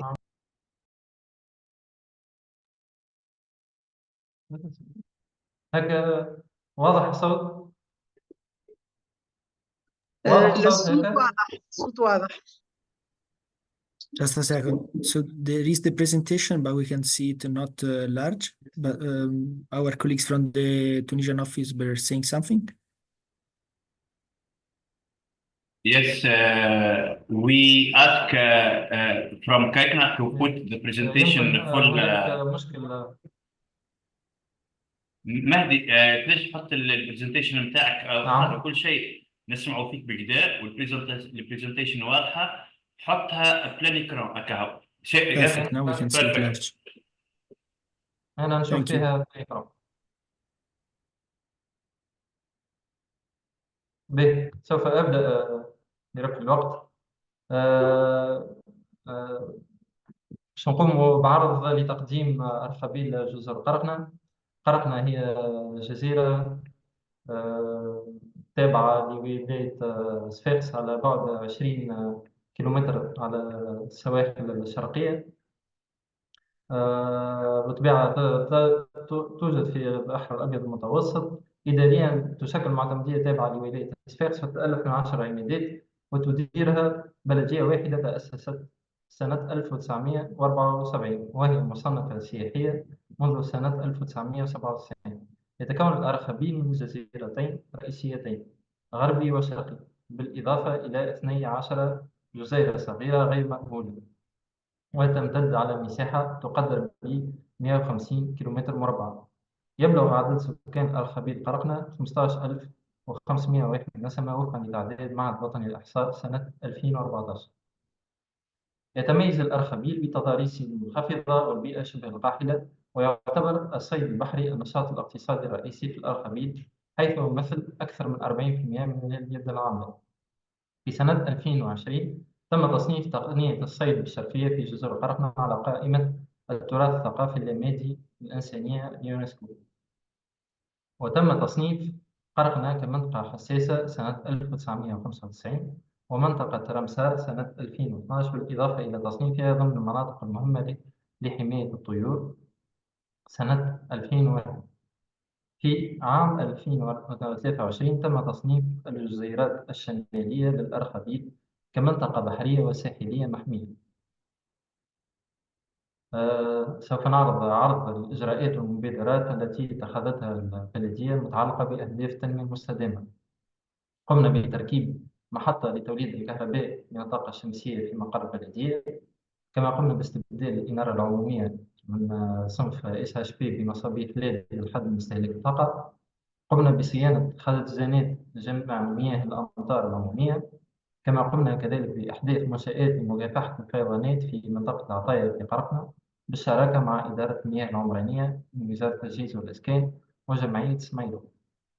كما قمنا أيضا بمشروع لتثمين وإدارة نفايات البلاستيك لتحويلها إلى وقود عبر تقنية البيروليز. إذا تعتبر التنمية المستدامة بقرقنة من تحسين جودة الحياة ورفاهية السكان من خلال تعزيز الاستدامة الاقتصادية والاجتماعية والبيئية، إذ تمكن من تعزيز الممارسات الزراعية والصيد البحري المستدام وتطوير السياحة البيئية وتوفير إمكانية النفاذ الأفضل إلى التعليم والرعاية الصحية. من أبرز التحديات وأولويات العمل في قرقنة حاولنا تلخيصها في 6 نقاط. النقطة الأولى هي الحفاظ على المناظر الطبيعية المميزة لأرخبيل جزر قرقنة من خلال الاعتناء بغابات النخيل التي تواجه خطر ارتفاع مستوى البحر والانجراف البحري وملوحة التربة التي أدت إلى تقلص مساحات الغابات، وهو ما يستدعي تقييم منشآت الوقاية من زحف البحر والطرقات المحدثة لربط مختفى القرى عبر المناطق المنخفضة أي السباخ. ثانيا التقليص من استعمال البلاستيك. نقطة ثالثة الحفاظ على تقنيات الصيد البحري التقليدي والمستدام الشرقية. رابعا تثمين الموروث الثقافي ودعم الحفريات الأثرية. نقطة خامسة تطوير شبكات التنقل داخل الأرخبيل والمؤدية لها. وأخيرا التحكم في استهلاك الطاقة الكهربائية. هناك بعض المؤسسات الجامعية والأكاديمية التي نشطت في قرقنة، وهي تلعب دورا هاما في الجزيرة من خلال تقديم الخبرات والحلول المبتكرة، كما تساهم في جمع البيانات العلمية وتصميم المشاريع التجريبية وتقييم السياسات العامة، ويعتبر تعاونها مع الفاعلين المحليين ضمانا لوجود حلول مناسبة ومستدامة.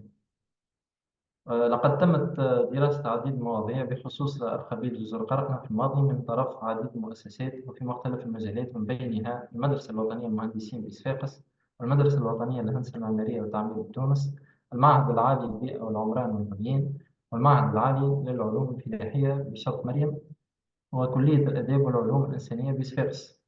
كما أنه في هذه السنة هناك 3 مشاريع تخرج تتعلق بقرقنة سيتم تقديمها في القريب، منهم مشروع تخرج يتعلق بالتهيئة الساحلية بمنطقة عطايا في قرقنة، ومشروع ثاني تخرج ماجستير مهني يتعلق بخزانات المياه العامة بقرقنة، ومشروع تخرج ماجستير مهني يتعلق بدراسة المناطق الخضراء بقرقنة. وشكرا على المتابعة.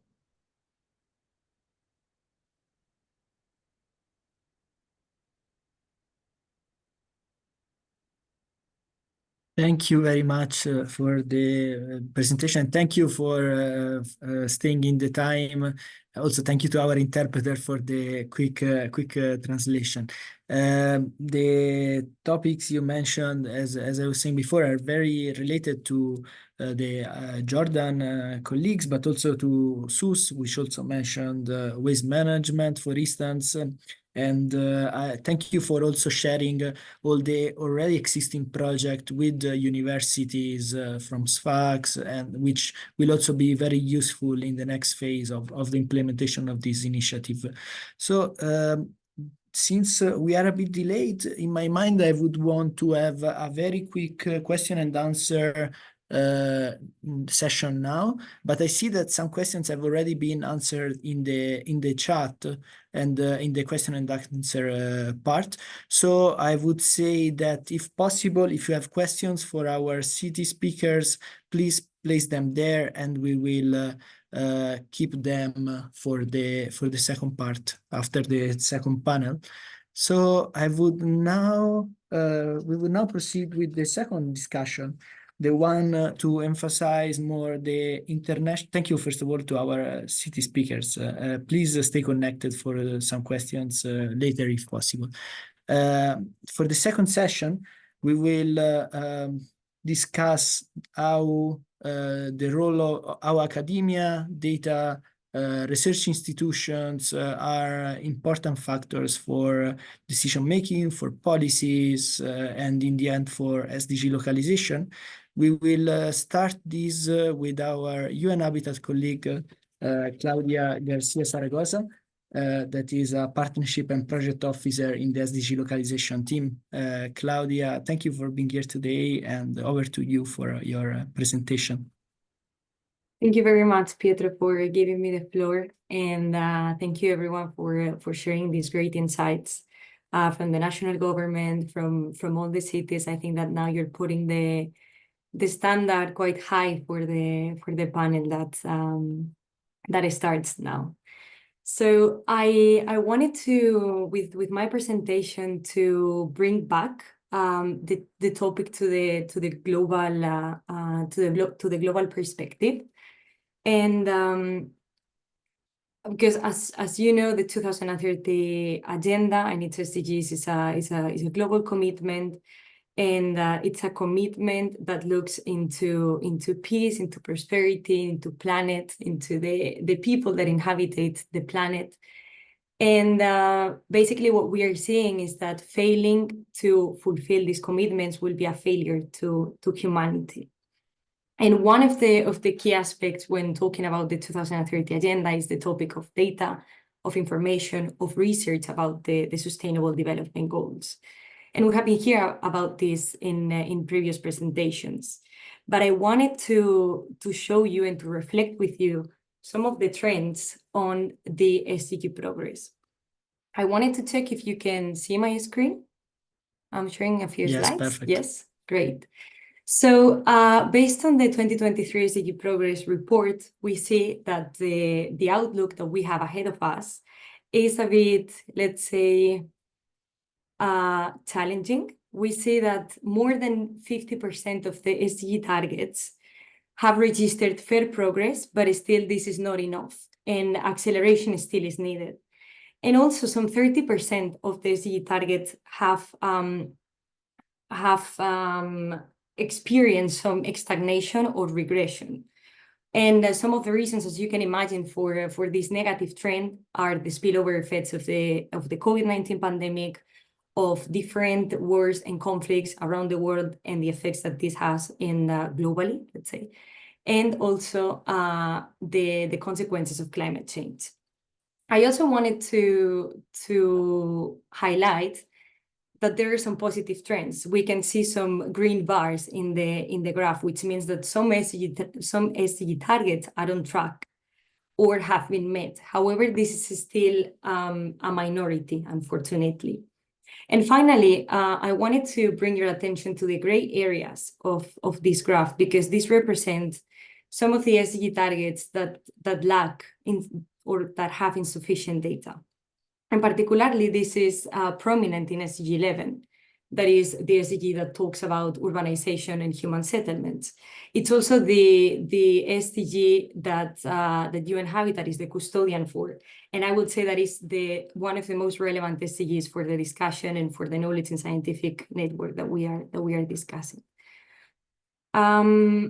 So when we look at a different graph, same source, when we look at the percentage of international data that is available, we've seen that some progress has been registered.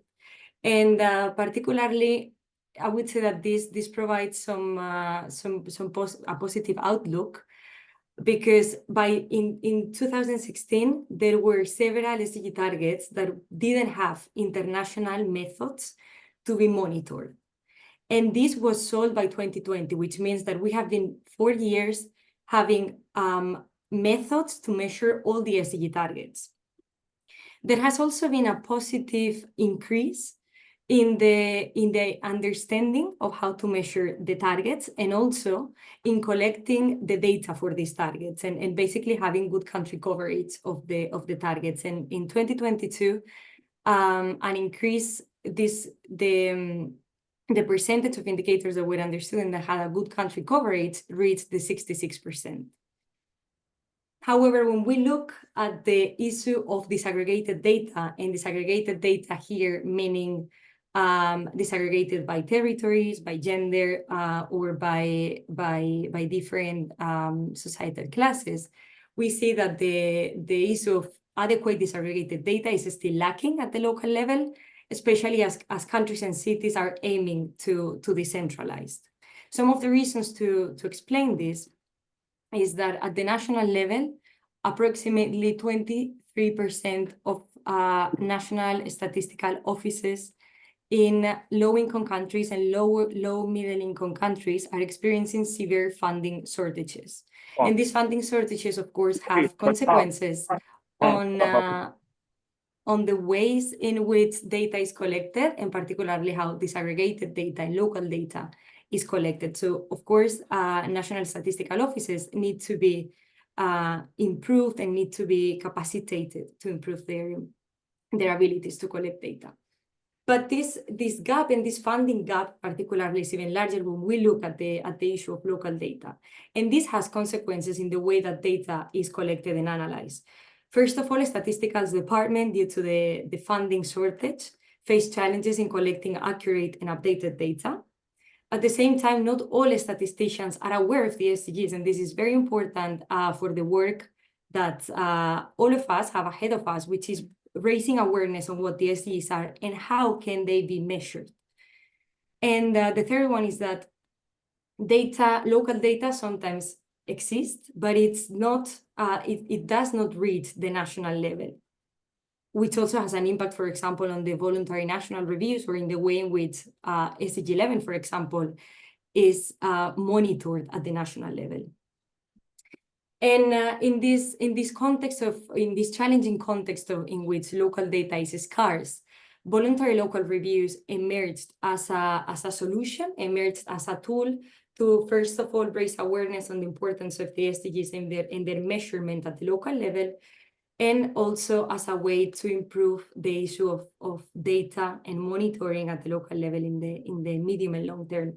And you can see on the screen some of the benefits that VLRs, voluntary local reviews, provide to cities. We have heard them across several presentations.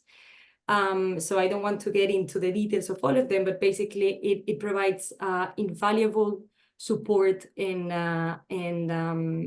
benefits for the local data ecosystems. It also supports evidence-based strategic planning based on the SDGs. It increases participation and awareness raising of communities on the topic of the SDGs. It increases transparency and accountability, being it a report. And it is also a powerful tool to increase multi-level coordination, and we will look at the topic of multi-level coordination later on. And finally, it is a good tool for international positioning, for networking, for recognition. And we have heard also how this is being played out in the region, having some of these VLRs being developed in parallel or in tandem. When we talk about the voluntary local reviews, sometimes there is this question of how are they done, or how can they truly be impactful? And one of the points that or the aspects that make them the valuable tool that they are is because of the importance of data that let's say that data plays in the VLR process. And I'm saying here the word process because we don't understand voluntary local reviews as a report, a mere report, an outcome, a publication, a PDF, but more as a process that goes over time. And the process that I'm presenting here is based on the action-oriented voluntary local review guidelines that were published recently, and that look into 5 phases: inception, situation analysis, review and strategy finalization, and beyond the VLR phase. And the data component is a cross-cutting one across the different phases, but it particularly sits under the phases 2 and 3. And I wanted to show you in detail how the data collection happens.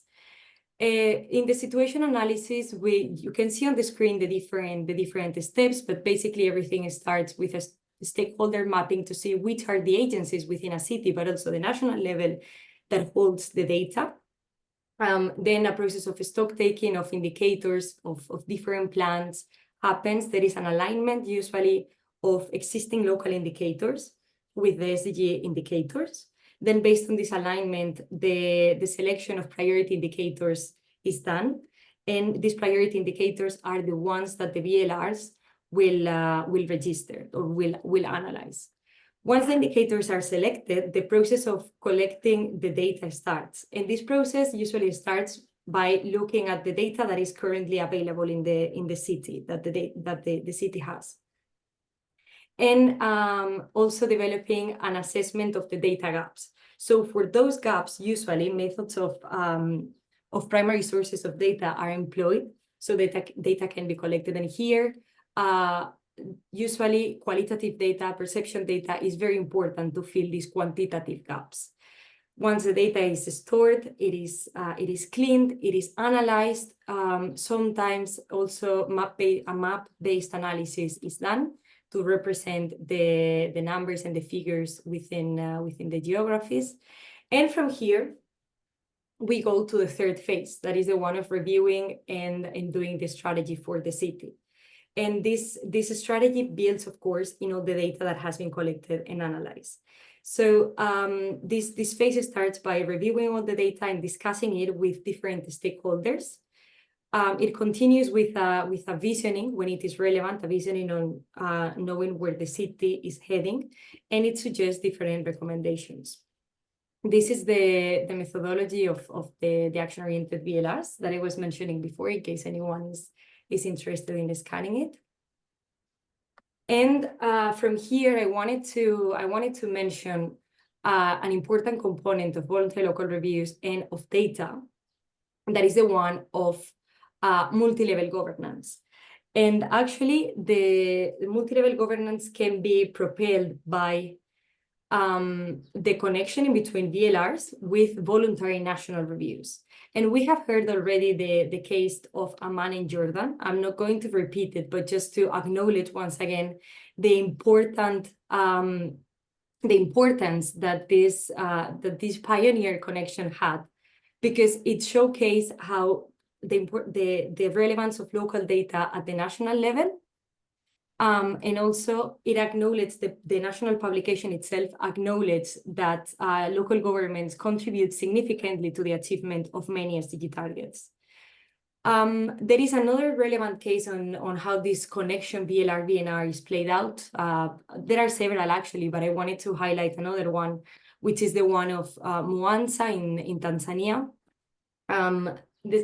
Like in Jordan, the VLR of Mwanza was developed at the same time that Tanzania was working on its 2nd VNR. And while the national government was identifying some of the data gaps to do this SDG report, a city was working on the 1st ever voluntary local review for the country. So the national government saw this as a great opportunity to improve their data collection for future voluntary national reviews. And I mentioned this VLR-VNR connection as a way of improving multi-level governance, and it can actually be an entry point for further local to national or national to local collaboration, but it's not the only one. And particularly when talking about the Sustainable Development Goals being so transversal and being so important for the different levels of government, it is it is key that we refer to the idea of multi-level governance in its wider understanding, which is the vertical integration, the one that we see across levels of governments. But it's also important to collaborate horizontally, meaning collaborate with the different ministries at the national level and city departments at the city subnational levels. And it's also important to go beyond the public sector and integrate as well the different stakeholders. Here, for the purpose of this meeting, I wanted to highlight, of course, the role of the academia, research centers, think tanks into SDG action, basically. But there are many other stakeholders that are relevant, such as communities, such as the private sector, and they cannot be left behind in this process. And also just to conclude, some of the other areas in which multi-level governance can take place is in the political commitment of governments towards the sustainable development. In the planning, we see a lot at the national level, the SDGs being integrated into planning processes, and this is something that should come down to the local planning processes. This is also important for the implementation. It is critical that local governments are empowered and are most importantly financially empowered to implement the SDGs, and of course the monitoring and reporting that I showcased with the previous examples on the BLR-BNR connection. I hope that this sheds some light on the critical problems that or challenges that we have ahead of us when we talk about data and information on the sustainable development and to measure sustainable development. And let me also stress that without data, we won't be able to measure how we are advancing on sustainable development. Therefore, we won't be able to properly implement the strategies that our world needs. Thank you for your attention, and back to you, Pietro. Thank you. It seems to me that Pietro is not connected at the moment, so please let me back to you, intervene. Yes. So thank you, Claudia, for reminding us the lights and shadows in a global perspective of what is the state of implementation of SDGs, and it is something to keep in mind to avoid the risk of disconnection between local and global. And the importance of data is at the core of voluntary local review. It is very important, which is, as Claudia said, a document, but also a process useful to know, disseminate, replicate with adaptation everywhere. It's an ongoing process, and the importance of multi-level governance is all what you said is certainly food for thought for all the participants. Allow me to give the floor now to Elisa Maci from the Human Development Office, Italian Agency for Development Cooperation, to come back to an important issue introduced at the beginning. What is the experience, what we learn about the combination of development cooperation, the involvement of academia and research to achieve the SDGs, and if possible, linked to SDGs localization. Please, Elisa, the floor is yours. Thank you. Thank you, Marco. Thank you, Marco. Good afternoon. Yes, I'm working for the Italian Agency for Development Cooperation. Maybe it's not very, very famous. We are quite new organization. We started our activities in 2016, but we are increase our project, our funding also in different parts of the world. Actually, we have 18 offices. The major part is in Africa, but for sure we have also an office in Tunisia and also in Amman in Jordan. I would like to share my screen to give you some inputs about how we work with the universities and how we work with the research center. Let's try to see if I can share. I suppose you can see. Yes, it's working, isn't it? Yes. Okay, perfect. Okay. So, yes, as we are a donor, so we have a lot of actors that are involved our system. We're funding for sure the civil society organization. We have a special channel for budget support. And also for us, it's quite important also the university and the center, the research center for our activities. They are involved in different ways in our system. They are part also of our National Council for Development Cooperation. But I would like to stress something that is very, this is something very peculiar for the Italian system, the Italian cooperation system. We have also a special University Coordination for Development Cooperation. The name is COOCS. I suppose that one of the network of European universities that they are dedicated for the developed cooperation is something very, very special, because I would like to say that we found in Italy a sort of dedication from the universities for the cooperation area. So this is also why in our cooperation law we have a special way how to fund the university's project in cooperation area.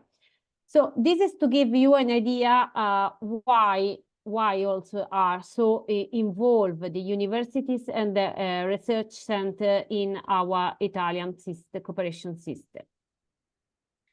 So come back to what we are doing with the universities as implementing partner.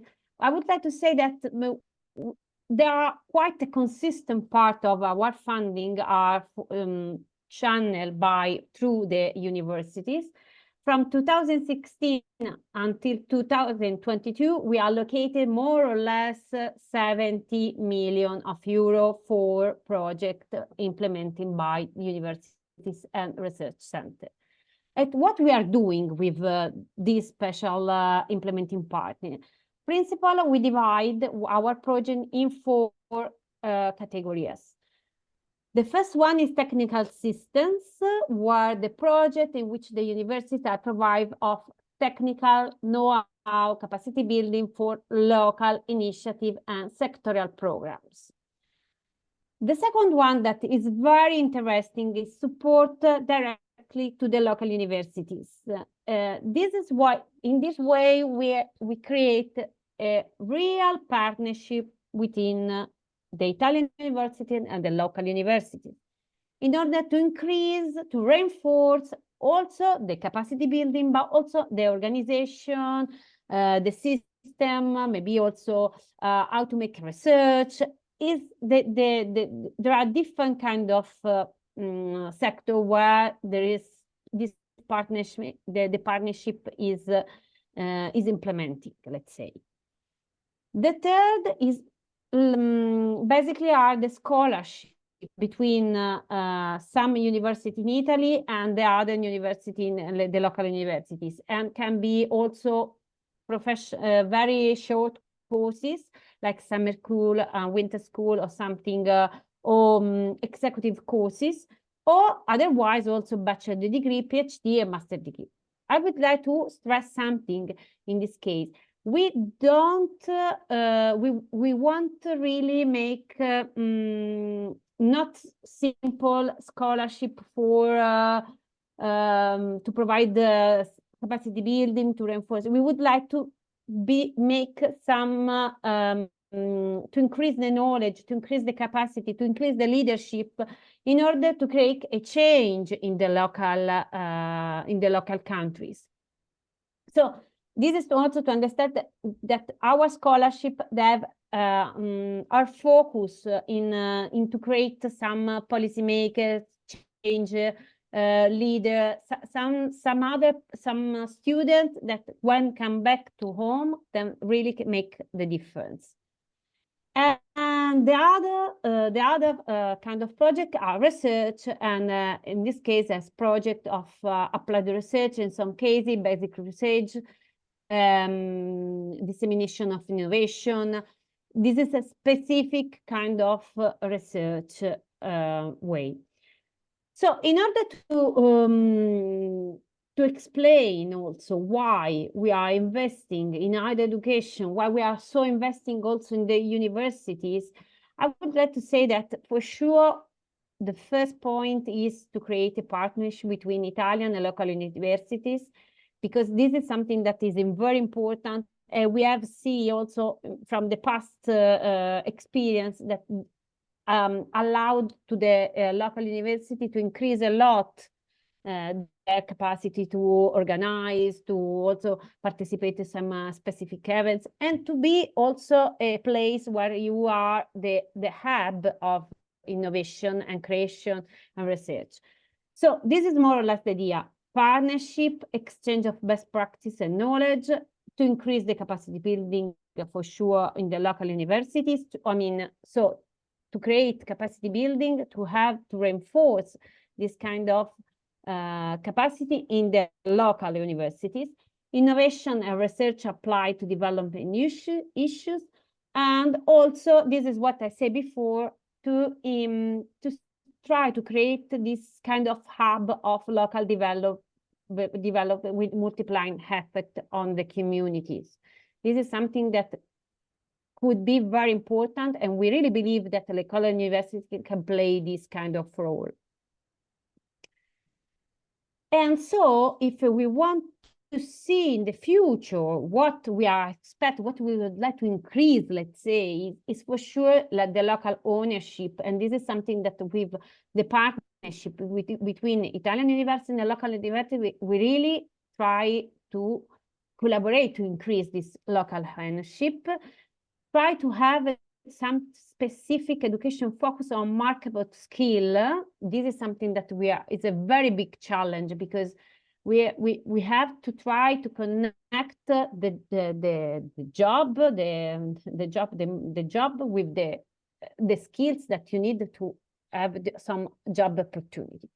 So this is a very big challenge. Another big challenge, we really believe that in the universities there is a big potential. We have to amplify this potential, especially to try to give the opportunity for youth, for the young people to raise the voice and to become a very big, become leader, let's say. And finally, this is another very important aspect. We see that in the future, the university can be really the link between private public sector, that can be like a bridge where they can contribute to this connection with the innovation part, with the research, all these aspects for increase this collaboration. I would like to conclude my presentation, give you some interesting example that we are funding in this moment. One is the Cooperation Development Network. That this is a part of the project that the University of Pavia is implementing. Basically, is the purpose of this Cooperation and Development Network is to train professionals in developed cooperation, and to try to find connection between different universities in different parts of the world in order to contribute to development and also to achieve all the SDG of the Agenda 2030. The other one is another very interesting project. I would like to say that we have a very long collaboration with the Somali national universities. We are funding different kind of project. I put this project because maybe is one of the last. Is in collaboration with the Politecnico di Milano, and the main purpose of the project is to plan the restructuring of the Gair campus in Mogadishu. But it's not only to plan, but it's also to plan together with the Somali National University, and also to learn by doing what is best, which kind of material, for example, is better to use, So it's something that's a very interesting project in a very interesting country, I would like also to say, and it's very, very challenging, this project. I don't have any more to add also because we are quite in a hurry. So thank you a lot. I'm back to Pietro. Thank you so much. Thank you very much, Elisa. I hope everybody can hear me. Apologies, I had some connection issues before due to the situation in Nairobi, but now it's back, hopefully. And thank you for talking about the initiatives of IX for higher education. I hope we can also further communicate on these and collaborate with the network in the future months, both with your office, but also with the colleagues of IX in Jordan and Tunisia. So if you can hear me well, yes, I would continue with giving the floor to Professor Fawzi Murji from Hassan Second University in Casablanca, who is also a member of the network of IDS SDGs, the International Doctoral School on the SDGs. Please, Professor Murji, the floor is yours. Good afternoon, everybody. Thank you very much for inviting me to this very interesting meeting about this wonderful initiative. So my speech will refer to previous presentations, which means that I share many of the ideas that was raised. So I propose to address two points. One of them is to give an overview of the experience of the network already run by CHESP for the evaluation of public policies. And the second point will talk about the interest in creating this KSN with the fellow partners from Jordan and Tunisia. Regarding the successful experience of our network, already operational since few years, on policy evaluation methodologies, I want to cite one example of the analysis of the TAYSIR program, which is a governmental cash transfer program whose objective is to improve schooling in Morocco, particularly for girls. The training organized by CHESP and provided to doctoral students as part of the network benefited to many of them, and one of them to address issues in line with the SDGs. The research went beyond the quantitative aspect of schooling or enrollment rates, but addressed also the quality of education and the performance of children. The synergy with these doctoral students and another one in co-supervision between Casablanca and the University of Clermont-Auvergne, France, led to also analyze the gender dimension in the analysis of the impact of the TAYSIR program. Just for information, this thesis won the best thesis prize in Morocco in 2023. Now the second point. The interest of the creation of this new KSN network is due in particular to the fact that the achievement of the SDGs requires in all countries the mobilization of several actors, and among them academic researchers have a crucial role to play alongside decision makers at the level of states and local authorities, or even decision makers in the private sector. It should also be noted that several disciplines must be mobilized for the development of optimal policies, and the network, the work of researcher is upstream and downstream of the policies and strategies designed to achieve the SDGs at the local level. upstream level, researchers have the skills to carry out diagnostics, baseline studies, to analyze the behavior of various agents and anticipate reactions to the different measures that can be taken for the CDGs. And so they can enlighten decision makers using scenarios. They also, the researcher, can evaluate the results of the policies and strategies deployed from the perspective of the CDGs. This involves carry out, for example, an impact studies with the view of prove and improve perspective, which means highlight the success and identify improvements in the design and implementation of the policies to overcome the limitation identified.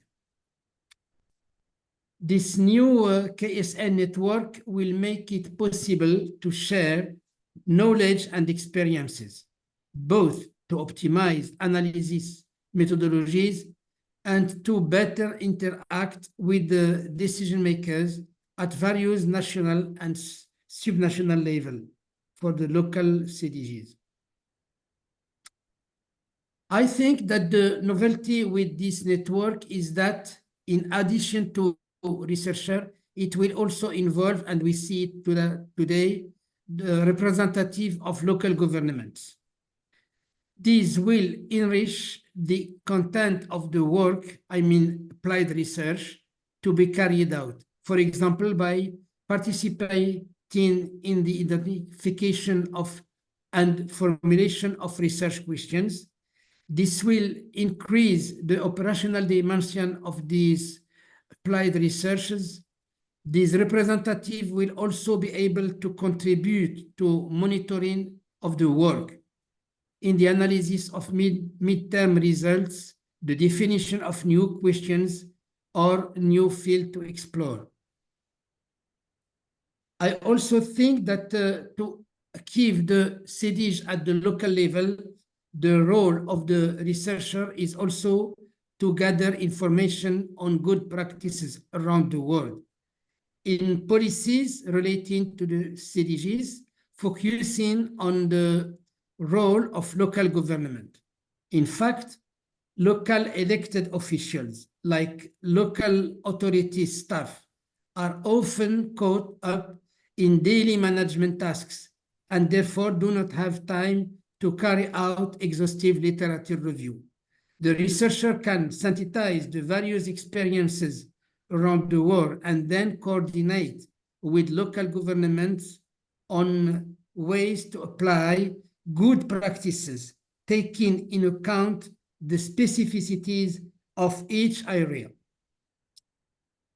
To achieve operational and effective results, researcher needs access to reliable data, representative of the realities, exhaustive and current.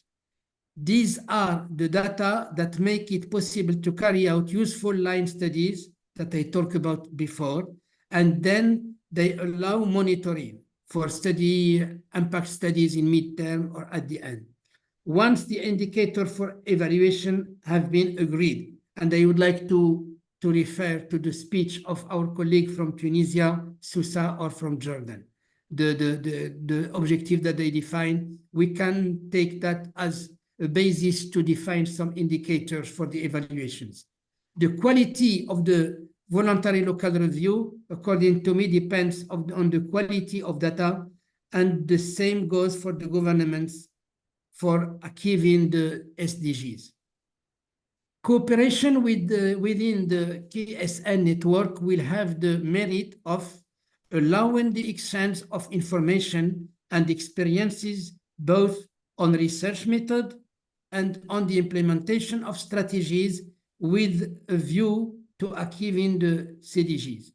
Exchanges of experience. Fuzi, sorry, yes, if you could come to conclusion also, so that we can. The conclusion is, I hope the very successful to this network, and I really believe that it will be helpful. Thank you very much. Sorry if I was. Thank you. No problem. Thank you very much. Thank you for the intervention. I apologize for interrupting, is that we are already 10 minutes above schedule, and I wanted to have a little bit of discussion before getting to the conclusion. I saw that in the chat there was a question for Elisa. The question was, do you also mobilize private sector or private foundation support for university projects as public-private partnership? I don't know if, Elisa, if you would like to address this one. And then I see there is another comment from Uganda, from Joseph. Maybe we can keep this one for after. Thank you. Please, Elisa. Okay, thank you so much. Yes, this is something that we really try to find the very, I would like to say, the solution, how to connect the private sector, public sector, the universities. We have some very good example, for example, here in Italy, and we would like to translate this kind of model also in our local, in our partner countries.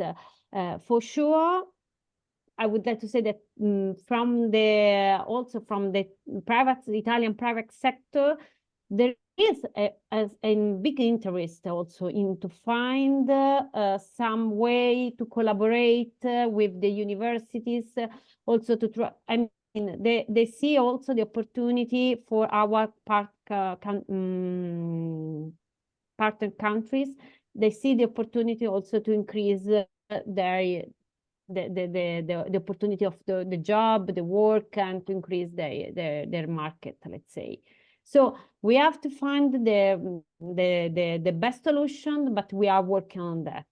Yes, in order to create this kind of bridge.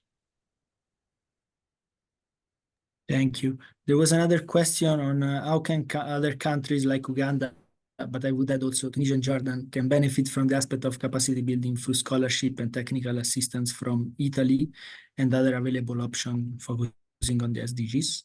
I would say this could also be for Elisa. I already said our scholarship are very focused on create something that I would like to say is something that can make change, are not then let's say the normal scholarship. We are at the moment we are seeing the opportunity to financing short courses, executive courses, because we have seen that maybe are more useful, let's say, for the also for what we said for the soft skills, what we need for to have more opportunity for jobs and so on. So we are focusing more on that, and I would like to say also that maybe Uganda will become a priority country for the cooperation, Italian cooperation. So maybe there will be also other opportunity, but this is something that we have to wait, let's say. Thank you very much. There was another question from Wajdi Alagui on the organization involved, I think, in this initiative. I can reply to this one. It is UN Habitat, the Local 2030 Coalition, and CESPI ETS, mainly, and the international PhD, international doctors PhD school. And then, of course, the regional office for Arab states of UN Habitat and the Tunisian and Jordan office. So unless there are other questions or comments, the presentation of Madame Garcia for the data, we can consider to use survey, especially to get the commitment of the population. Claudia, maybe if you would like to quickly address this one from Fusi, actually. Yes, thanks, Pietro. And just before getting into this question, I wanted to also mention that there are several resources on the topic of localization, local action in general, online, open resources. So I would welcome all the interested participants to have a look. We will share some links on the chat. And I've seen that the colleagues from Jordan and Tunisia have already shared some of these links. So yeah, I encourage you to have a look. And getting into the question of the surveys, yes, they have been used. I would say that these primary sources of data, what I was calling before in my presentation, have proved to be very relevant and useful for the SDG monitoring, particularly voluntary local reviews, given its local focus, but even for voluntary national reviews. And this has, let's say, two positive outcomes. The first one is the one of increasing the awareness of the SDGs across communities. And we have seen this in many countries around the world. And the second one is that it facilitates breaching these data gaps that the quantitative data cannot fill in some contexts. So yes, surveys, the stakeholder consultations, participatory processes are indeed very important for SDG progress. Thank you. Thank you very much, Claudia. Apologies to everybody, we are above time, so I would like to move to conclusions and next steps, but we can address further questions in the chat, and we can also, through our contacts, of course, address other questions if you have by email or in the next sessions, in the next event. So I would give the word to Dr. Lubna Shaheen, Senior Urban Program Officer at UN Habitat Jordan for conclusions, closing remarks and recaps of the session. And then to Dr. Aida Robana for the next steps in Jordan and Tunisia for the initiative. Thank you. Thank you, Pietro, and good afternoon, colleagues. On behalf of UN Habitat Jordan office, I would like to thank you for your active participation and insightful discussion today. I see that this webinar today marks the initiation of knowledge and a scientific network with our stakeholders in the two pilot countries of Jordan and Tunisia. Then we saw today that different presentations have addressed key guiding questions and set the stage for future collaboration, with aim, of course, of bridging the gap between the research generated by academia, practitioners, and policymakers on SDG localization to shape local, national, and international strategies. As we have heard earlier, each city faces unique challenges and opportunities within their diverse context. So despite these differences, common themes also have emerged, demonstrating both the shared obstacles and the impressive efforts being made in localizing the SDGs to achieve the 2030 agenda. So this is where also academia comes in. Research provides a roadmap for agencies, local and national governments, and key stakeholders to collaborate effectively for sustainable urban development. By, for example, offering the evidence-based research, fostering innovation, and creating a strategic partnerships, here academia can inform policy and drive sustainable urban development.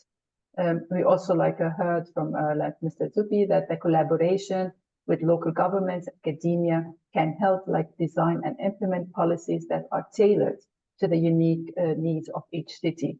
So ensuring that initiatives are both effective and sustainable at the same time.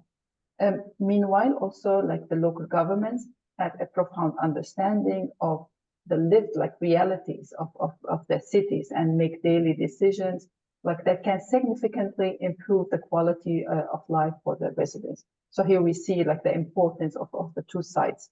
So as we have concluded from the discussion and from the different speakers, this partnership enable the co-creation of solutions that are grounded in local reality, increasing the likelihood of successful implementation and long-term impact.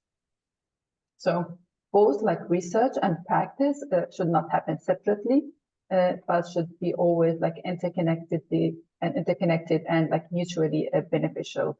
So that's where we see the value of the joint efforts between the academia, the different agency, governments, so to foster an environment like of innovation.